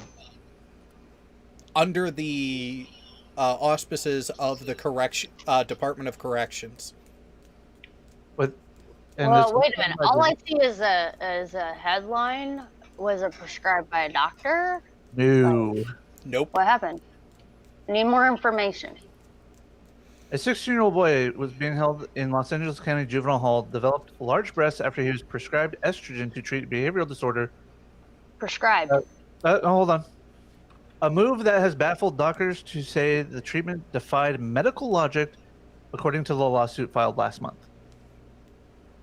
The teen, whose identity is being withheld because of his age, was diagnosed with oppositional defiant disorder, or ODD, 2 days after he was arrested and housed at the Eastlake Juvenile Hall in June 2019, the lawsuit said. Medical records reviewed by the Times show that the teen's testosterone levels were slightly high when the doctor who diagnosed him prescribed daily doses of estrogen. Estrogen regulates the development of female sexual characteristics and reproduction. Men produce the hormone at much lower levels, yada yada. After taking approximately 13 daily doses of the hormone, the teen was diagnosed with gynecomastia, Sure.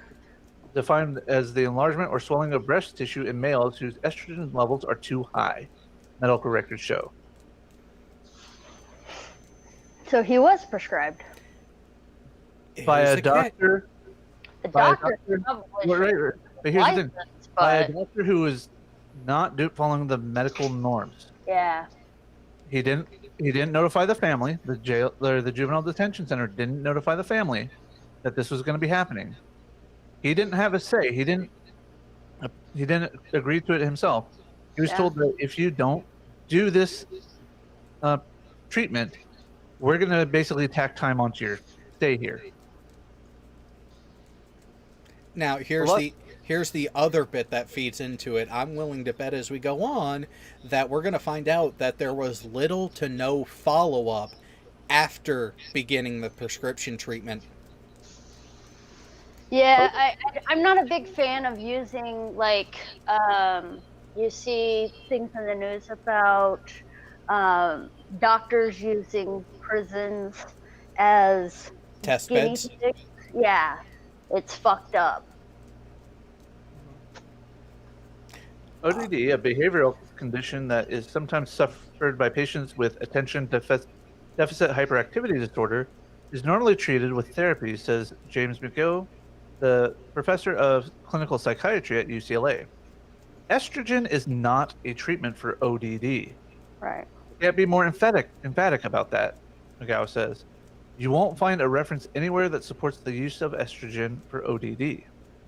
Yeah. The lawsuit describes the treatment as experimental. The doctor who prescribed the estrogen, Danny Wang, could not be reached for comment. Yeah, it sounds like somebody needs to lose their license. Yeah. I have a feeling that's why they didn't get a comment back from him. He at least has been employed since 2012, but they have declined to comment on his current status with the agency. Yeah. I want to know what the hell's going on in Portland right now. Why? I've seen a lot of things show up on my Twitter about unmarked federal. Oh no! No! That video was not from Portland. That video was actually from San Diego a couple months ago. I'm seeing. Well, I don't know what video you're referring to. I haven't seen any video.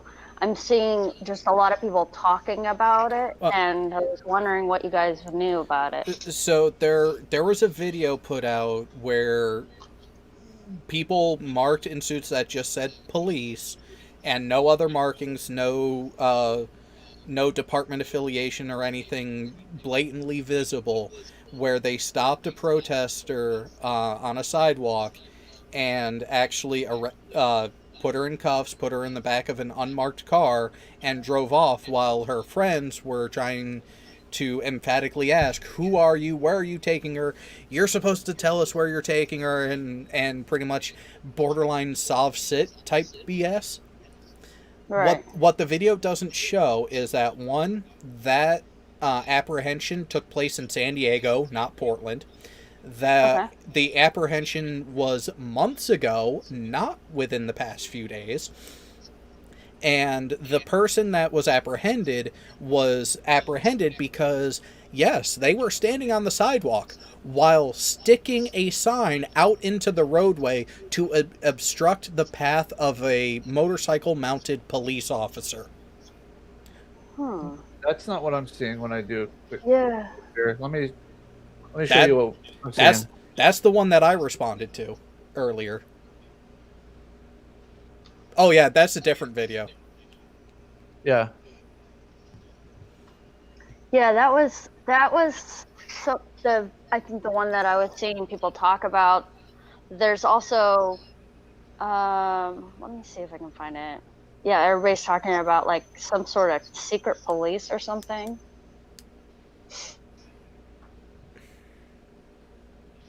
I have no idea. Yeah. Well, what part of what they're talking about is by bypassing the wishes of the PDX mayor and the governor of Oregon, Trump sent in the Gestapo and full battle rattle soldiers loyal to the U.S. AG. Right. Here's the thing. The people that are in charge of Portland and the state of Oregon are not caring about some of these areas at all. They would rather the police not do a damn thing.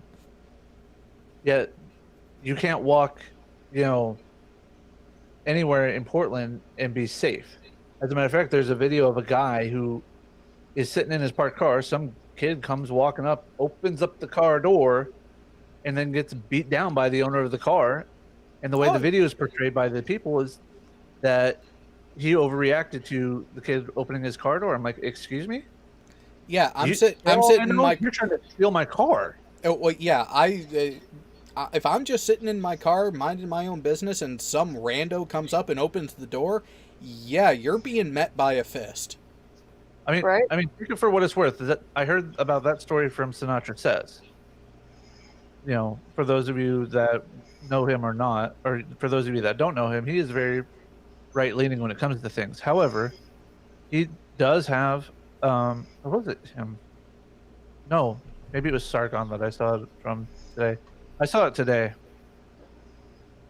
I know Sinatra had something on one in the last few days, where there was another instance where an African American man was sitting in his car minding his own business, and there were a couple what appeared to be Antifa members messing with his car, and one of them opened the driver door, and dude came out swinging, knocked the one kid that opened the door down, while the other three of them fled. I'm trying to find it. Maybe it was Tim. I wouldn't surprise me if Tim Pool covered it too. But these are the types of acts that happen when people are emboldened by either anonymity or no fear of repercussions. Be it from an authority figure or the person themselves. It looks like there's someone talking about apparently federal law enforcement, DHS, USMS, and other federal agencies. So, well, if there are reports and if there are people who are going to be targeted under suspicion of domestic terrorism, it would be a federal agency with the aid of local agencies doing the task. Yeah. There says uniform officers clearly marked as police with unit patches identifying them as DHS. Department of Homeland Security, yeah. So they heard that there was a domestic terrorism threat that they deemed as viable enough to further investigate and then act upon. Yeah. Here we go. It was Matt Christensen. Mm.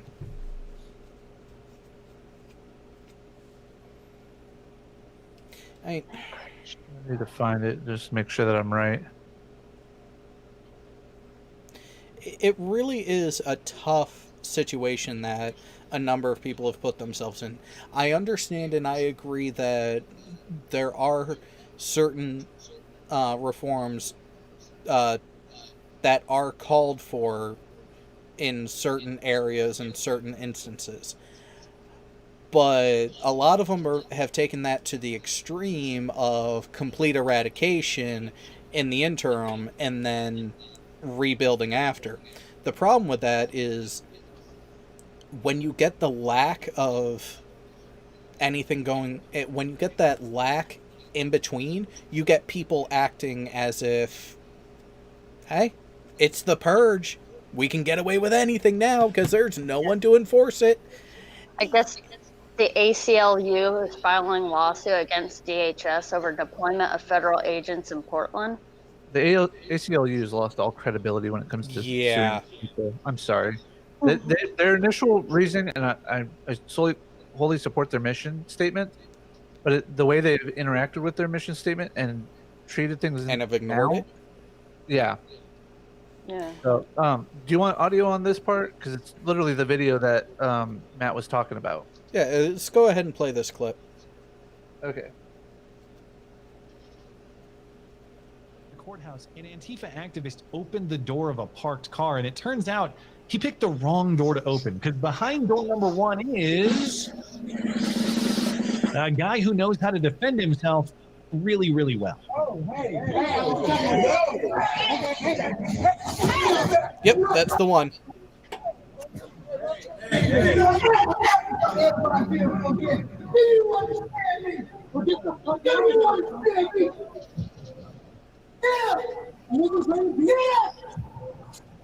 If you weren't trying to do anything, why did you open his door?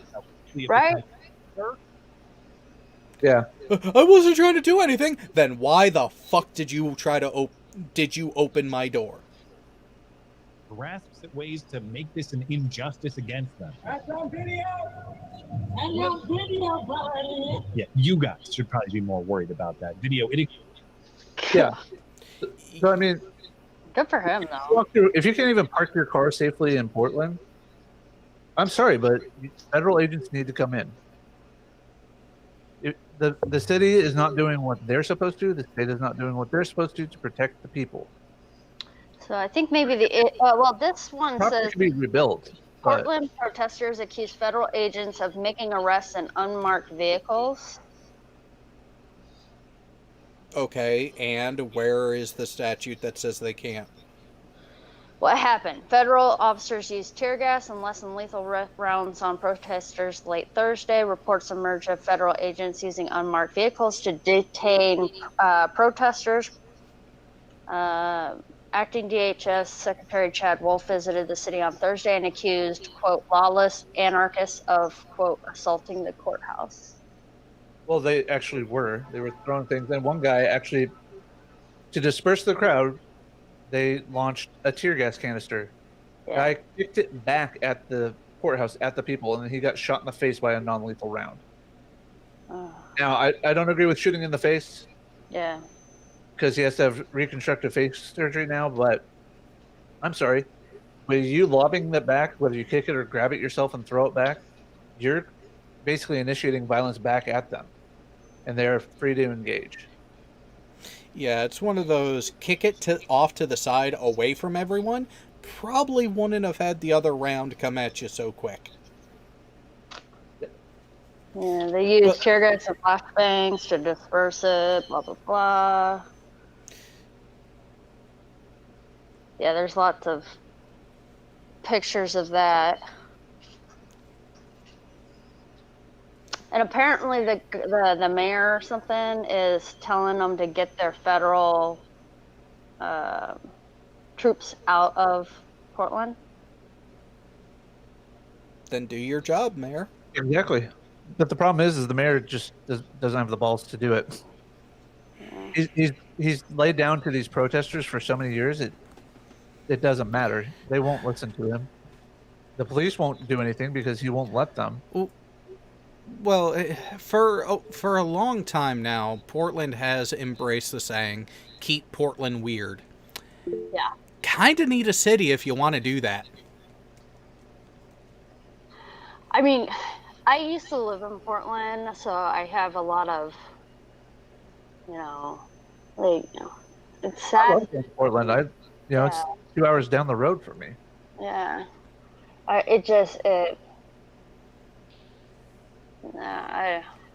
don't like seeing it like this. Yeah, it's tough because for a while there, even though, Portland embraced a lot of what people would see as the weird side of our civilization, of the weird side of our country, and I applaud Portland for being a haven for that, to where people can be open and expressive in that way. But at the same time, you need people in leadership roles that have the ability and the fortitude to stand up for people on all sides and protect them, even and especially if it means protecting them from themselves. I guess the question that the governor is saying, though, or I guess the statement they keep saying is that them being putting federal officers onto the streets of Portland is not to help Oregonians, but to provoke a confrontation for political purposes, putting both Oregonians and local law enforcement officers in harm's way.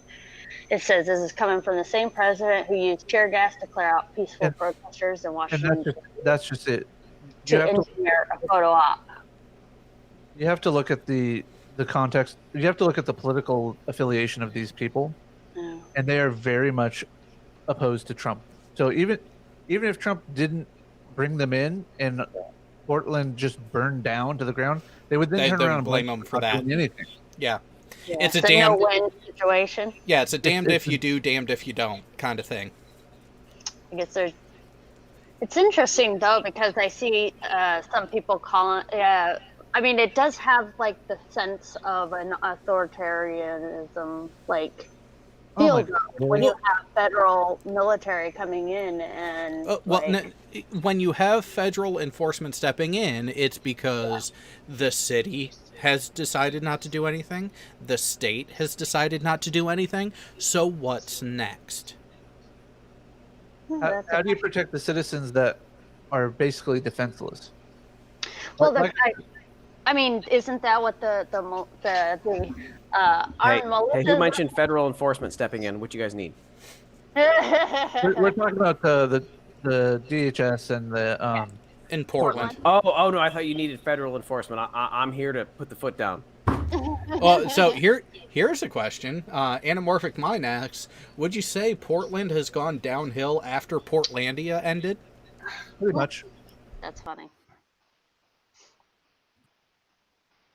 I mean, one Asian guy was walking down the streets in Portland and was confused for Andy No. Oh no, not confused with, outright confronted as being Andy Wynn.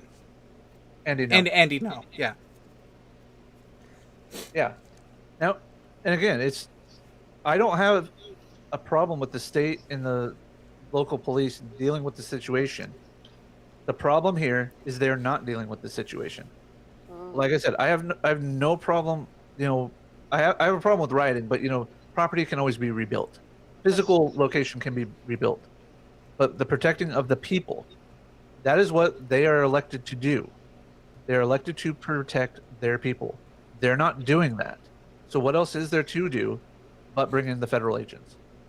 Well, I guess the question becomes is, what if by bringing in those federal agents, it's causing the actual conflict? Because, like, I know at least with a lot of the stuff in Seattle, it was peaceful until the cops showed up. No.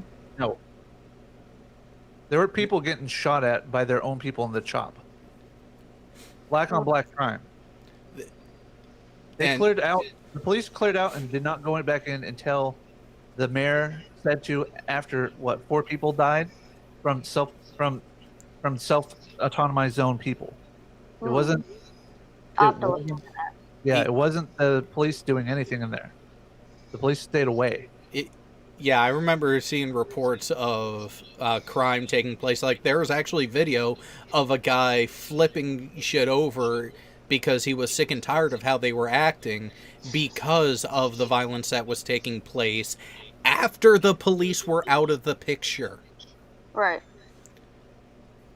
And the issue is, even if you bring in federal troops and they are causing an issue with these people in Portland, the problem is these people have already caused an issue with the local people of Portland and are not allowing the people to live their lives.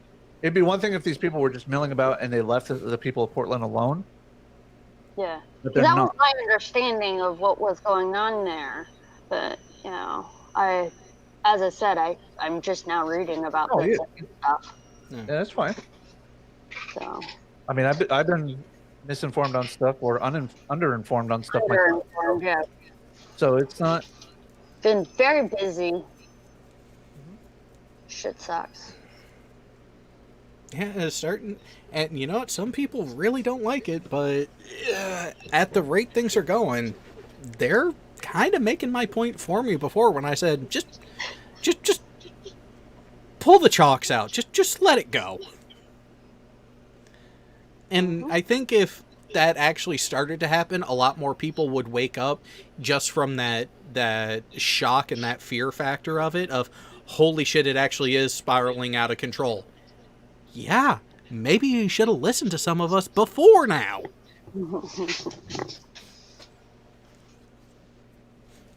I mean, when it comes to evoking change, protest and getting people angry is a good way to make change happen. Right now, our problem is there's too many people that have apathy, and they're not doing what needs to be done in order to change. There's another factor here, though, too. There are people who recognize that change needs to happen, but are also notice that the people who are calling out for change are going about it in such a way that actually hurts their position. There's that too. And then there's people that are using the issues to exploit, like a lot of lobbyists and stuff like that. We're kind of where we're at now, though, because there's been shit going on that we have not been correcting for a very, very long time. Agreed. About 50, 60 years. Yeah. Yeah. With that, one of the quotes, and I apologize for my audio shit. I've been cutting in and out recently with mine. There's a quote from Martin Luther King that was, it is bastardized in the media, on the right-wing media, and anti-protest. And the quote is something along the lines of, riot is the language of the unheard. And it is used as a stance that Dr. King endorsed violence. Yeah, no.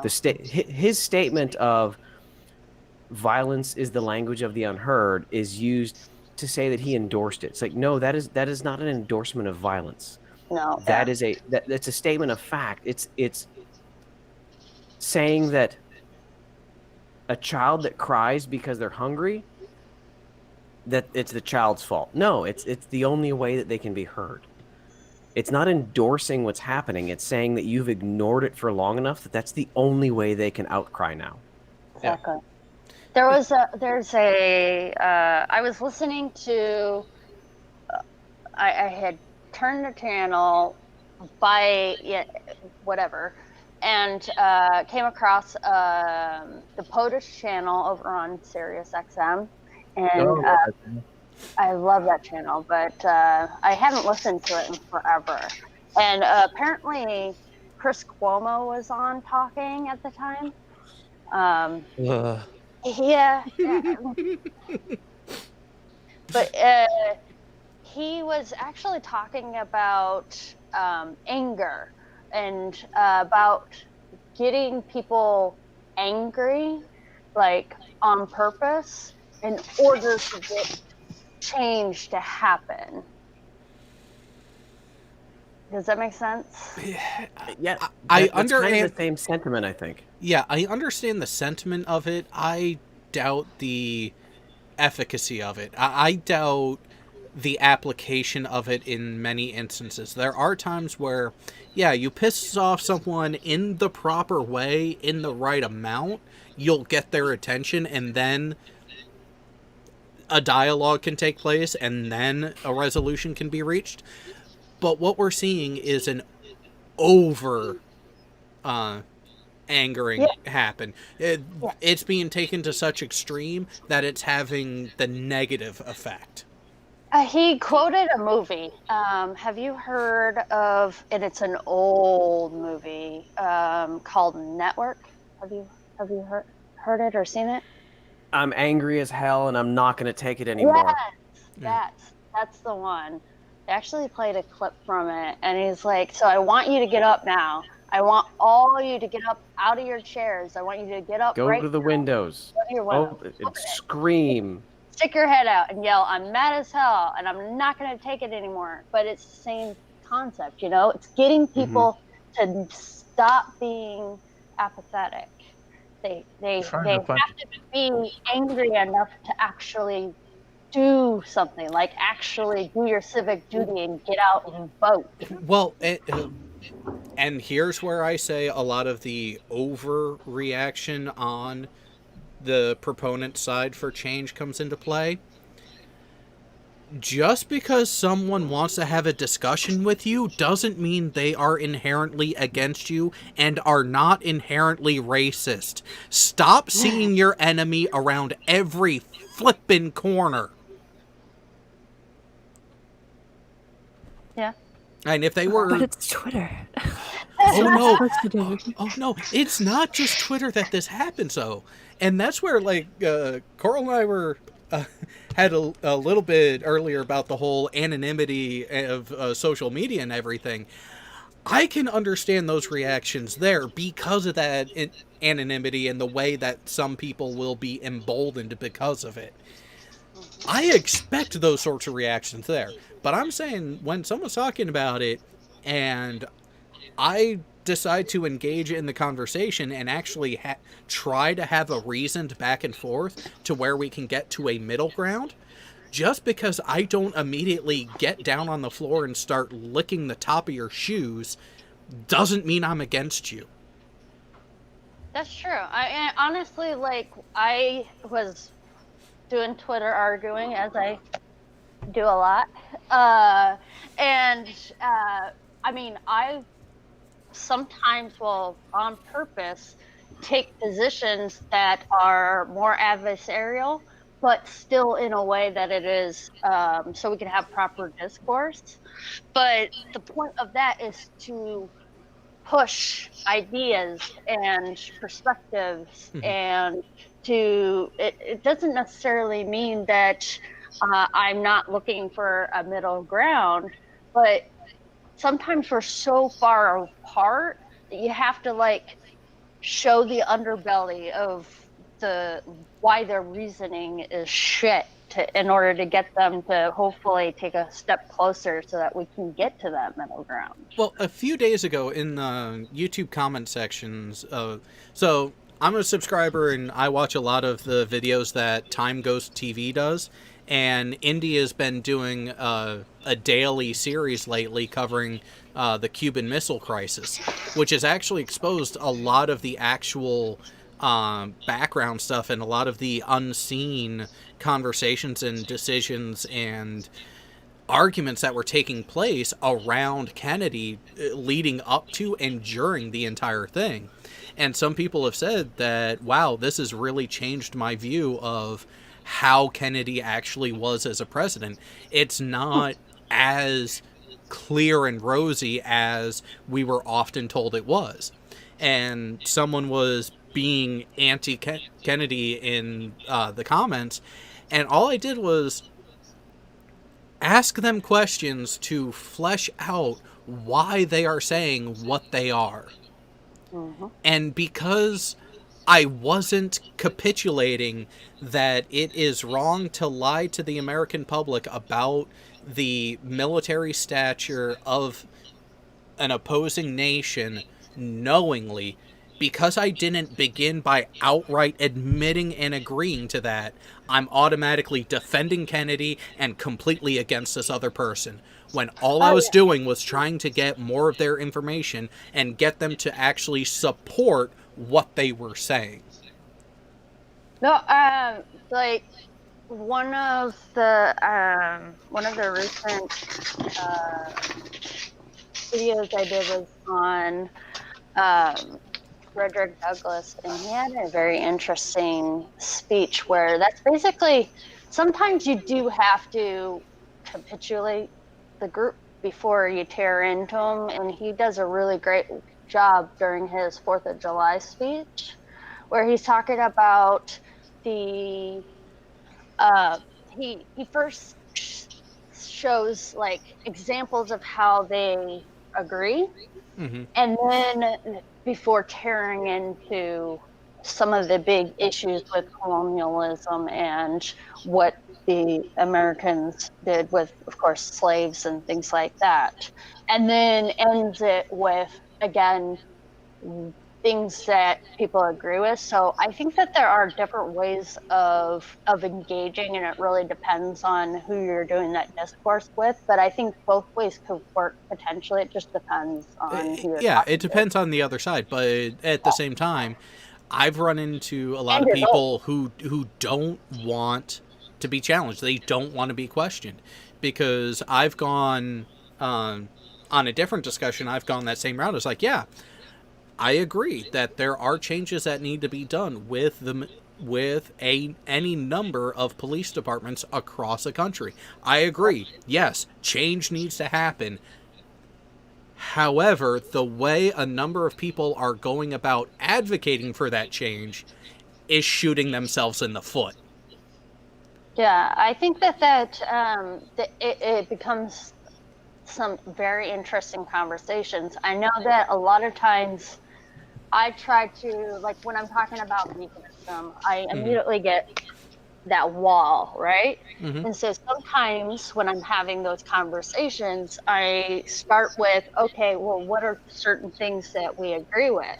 Or instead of just going in talking about, say, I don't know, the morals and ethics of animal welfare, I might discuss it in a different way by coming at it in a completely kind of like, but do you agree with, say, mass agriculture or something along those lines?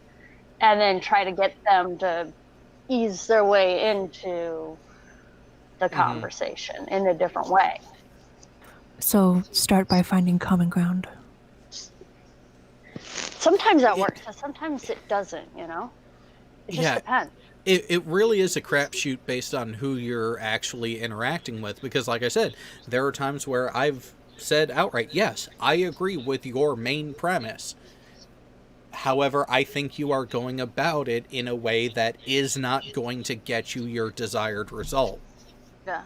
And sometimes I'll say something controversial just to get someone to say, wait a minute, but what about, and then it's a good way to, okay, now you're engaged. Now, because you're upset or you're offended or whatever, you are engaging with me, when if I would have said something that wasn't controversial, we probably never would have started the conversation to begin with. Oh, you mean like people who will post in a Twitter thread and say that they're not obsessed and they're not seeking the attention and they're not doing it just for views and clicks. But hey, Jay, how many days in a row did that guy end up posting the same thing? 14, 15? Yeah. Like that. 2 weeks of every day posting the same thing. But no. That person's not obsessed. That's when you say thou doth protest too much. Oh, no. His issue was that Steve wouldn't talk to him. Oh, yeah. Therefore, it's all Steve's fault, not his. He's not the one that's obsessed. It's Steve. Look what you made me do. Pretty much. And that's another one, Cares. Thank you. That sounds like the little troll that Chesh and I have been playing with for the past 5 days. I'm just which one? So, you know, at the same time, I'm kind of glad I've been working the hours I have been, because I have not had time to deal or even see a lot of the idiocy on Twitter and the other cesspools out there. Like, I can't even remember the last time I even logged into Facebook. I don't do Facebook much. But Twitter this week was interesting. I don't even remember how it started. It was some religious nut job that said that porn is the most evil of evils. Oh, okay. But he started citing... He didn't cite things. He made claims. He told me to stop watching porn and playing with myself. I said, you don't even have the right vice. Like, yeah, that took like 4 or 5 days into the conversation. The initial conversation was just basic porn is evil, and he would make statements, and then when you'd ask him for citations, his response was Google it. Oh, Are you yeah. afraid to Google it? Are you afraid to Google it? You can Right. just Google Yeah. it. Now, And then when somebody made the comment of, well, why are you Googling it? It's like, I'm just doing for research. So Christians just Google porn for research? Yes. Well, bullshit. what percentage of Christians Google porn just for research? Yeah. And he literally said 0.001%. Yeah. And then when I asked for a citation, he said, Google it. Google it. Google it. Yeah. It's your claim. You support it. And see, that's where I'm noticing that I piss off a lot of people in interactions like that simply by asking them, okay, that's a wonderful claim. Please back it up. Oh, For 3 days, Jared. 3 days. here's And a he good one. wouldn't even like bite on it a little bit. Like he total troll, absolute total troll. And then he talked about Karis watching porn, touching herself. I'd already been thinking about that, but I mean, he had to put it on. I Wait think a that's minute, wait a minute. a conversation we all could enjoy. Wait a minute, hang on. So this person had a problem with the preposition of Karis watching porn and doing what comes natural. Are we sure that are we sure that this was a person and not a very well programmed AI? It It seemed like did a refer to person, himself as we. eventually I just came to the conclusion that this must be a Poe, because they're not even bothering to find out what a person's particular personal, we'll say vice for lack of a better term, but they just assume that Predilection? since I'm in the conversation, then I must have the propensity for gregariously watching porn and touching myself, apparently. I mean, I can't say I never have. I'm just saying it's not one of my regular activities. Well, so This is back, every- At least, back, I mean, not the porn, at least. Right. I mean, that not. back to a very salient point that the word is good made in the live chat. I'm guessing this was back when we were talking about more how the people interact. Was the person has to listen to understand and not just listen to respond. It's not so much that they're listening to respond. They're just waiting. Yeah, they're waiting their turn. Yeah. Well, also, I mean, the guy said, I'm assuming guy. I shouldn't assume their gender. Use the term jackass. It's the most accurate. I'll take that. But I mean, they were telling us. There's to another Google one it, for but you, Jay. Yep. Huh? Did I do it again? Never mind. But they forget how many people deconverted from Christianity from the information available on Google, and they're telling us to Google it. And I'm wondering, are they really thinking about what they're telling us? Probably not. Yeah, probably. And I mean, considering that the subject is porn, what's the first thing that most observers of this conversation are going to...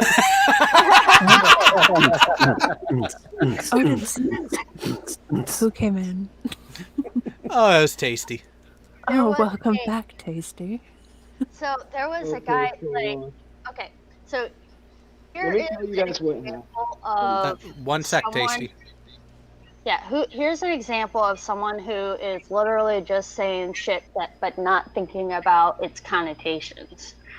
So he basically was trying to make the point that vegans are subhuman. Vegans are subhuman.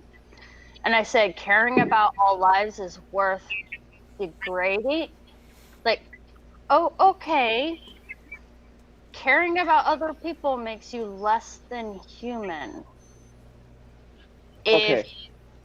like, Well, it's caring about all living beings, Right, not right. just humanity, but caring about all sentient living caring creatures. I about just said sentient. I was going to say tomato screaming slice. and then they said, if you had to choose between 2 rabbits dying and 1 human, what would you choose? I need more information. Who's the My human? Right. I was That's really the Hey, one of my I responses. will. I wasn't talking. I wasn't talking about what further information I needed. Just simply the fact that, sorry, I need more information than just that. I did. Seriously, say, are we talking 2 rabbits and Hitler, I mean, or are we talking 2 rabbits and Gandhi? I said, Gandhi wasn't all that great, so it's It's arguably better than Hitler, though. Well, I was gonna it's fair margin. rabbits don't kill just for the fun of killing. Like, so in that aspect, a rabbit would technically be more ethical than human. I don't Hold know. on, I got a video that says otherwise. Let me find that. Hang on. Coral, we Anamorphic did watch. mind in the side chat. We did watch Watership Down, and This is true. wild rabbits can be assholes. They can be assholes, but it's always for a reason. Well, I mean, look at the worst villains. They always have a reason for everything they do. This is true. So basically, the guy's response, though, was exactly subhuman, as I predicted. But I'd pick you over 1,000 rabbits for rabbits. You know what, Karis? I see what you're talking about from the side chat now, and I have a wonderful idea. We've been live for a little over 3 hours. I'm not screen sharing. No. Oh. Shh. Images. Hang on. Wait for this one while Jay plays with his wonderful Monty Python, because you know what? I know I'm gonna have to fight that claim later. Thanks there, bud. That's why I turned the sound off. So That's my Blanca. So, okay. We've been on the air for a little over 3 hours. I think it's about time to call it a night from the live portion. I say, we stay in here, keep the conversation going, and we play the game that Anamorphic Mind has suggested. What is that? Should we play Go Fish with our porn search results? Actually, yes, because I just gave my answer in the side chat. That's why I have 3 different browsers. I only use one of them for amorous activities. Incognito mode is a beautiful thing. Settings. Clear cache. Right? Turn on the Browser VPN. history. I use my Hey phone. guys, do you want my friends to join in whenever they get here? Just to kind of break the mood of, somebody almost fucking dying. Well, so I'll be just a voyeur in Yeah. all this. Yeah. I'm not gonna. Hey, I well, mean, all right. So I'll be sitting in the corner not recording anything. I totally get totally. I'm totally not going to be switching OBS from stream to record after this. So, does anyone have any final parting thoughts for the audience before we take this to our own little den of pleasure? Not that I'm gonna say out loud. I was gonna say, like, I got one thing to say. Drive let's- safe, guys. Don't yeah. end up wrapped around a tree. Drive safe, please. Be a better human. How about that? That's my parting advice. Be better than 2 rabbits. Yeah. Well, so getting here's a final bit from the chat before we go off air. NANA does have a proper response for that question with the limited information. Okay. Go ahead and kill the 2 rabbits because, hey, rabbits do. Have you ever tried people stew, though? Right. That risks ions. Wait a minute. I got potatoes. I'm good. Hang on. Let me grab this. Have you ever tried Soylent Green? Soylent Green. Ingredients. People. Oh yeah. Good. Fuck, I gotta get going. It's people! It's people! All right, good night, everybody. If anyone from the live chat wants to join in the debauchery and fun off air, go ahead and message me on Discord. We'll get you the link. We'll get you in here to have some fun. And yeah, I'm gonna finish this bottle before I call it a night. So I'm still gonna be on for a little bit, at least in here or the Discord server, depending on where everyone I guess wants I can to go. Get mine. I've been sober this whole time. All right. You're just Good a night, little everybody. Be safe, have fun, and remember, if the cops stop you, no, sir, I don't want the full cavity search. He he he. Why What is if you this do? filled with 12-year-olds? Why is this chat filled with 12-year-olds?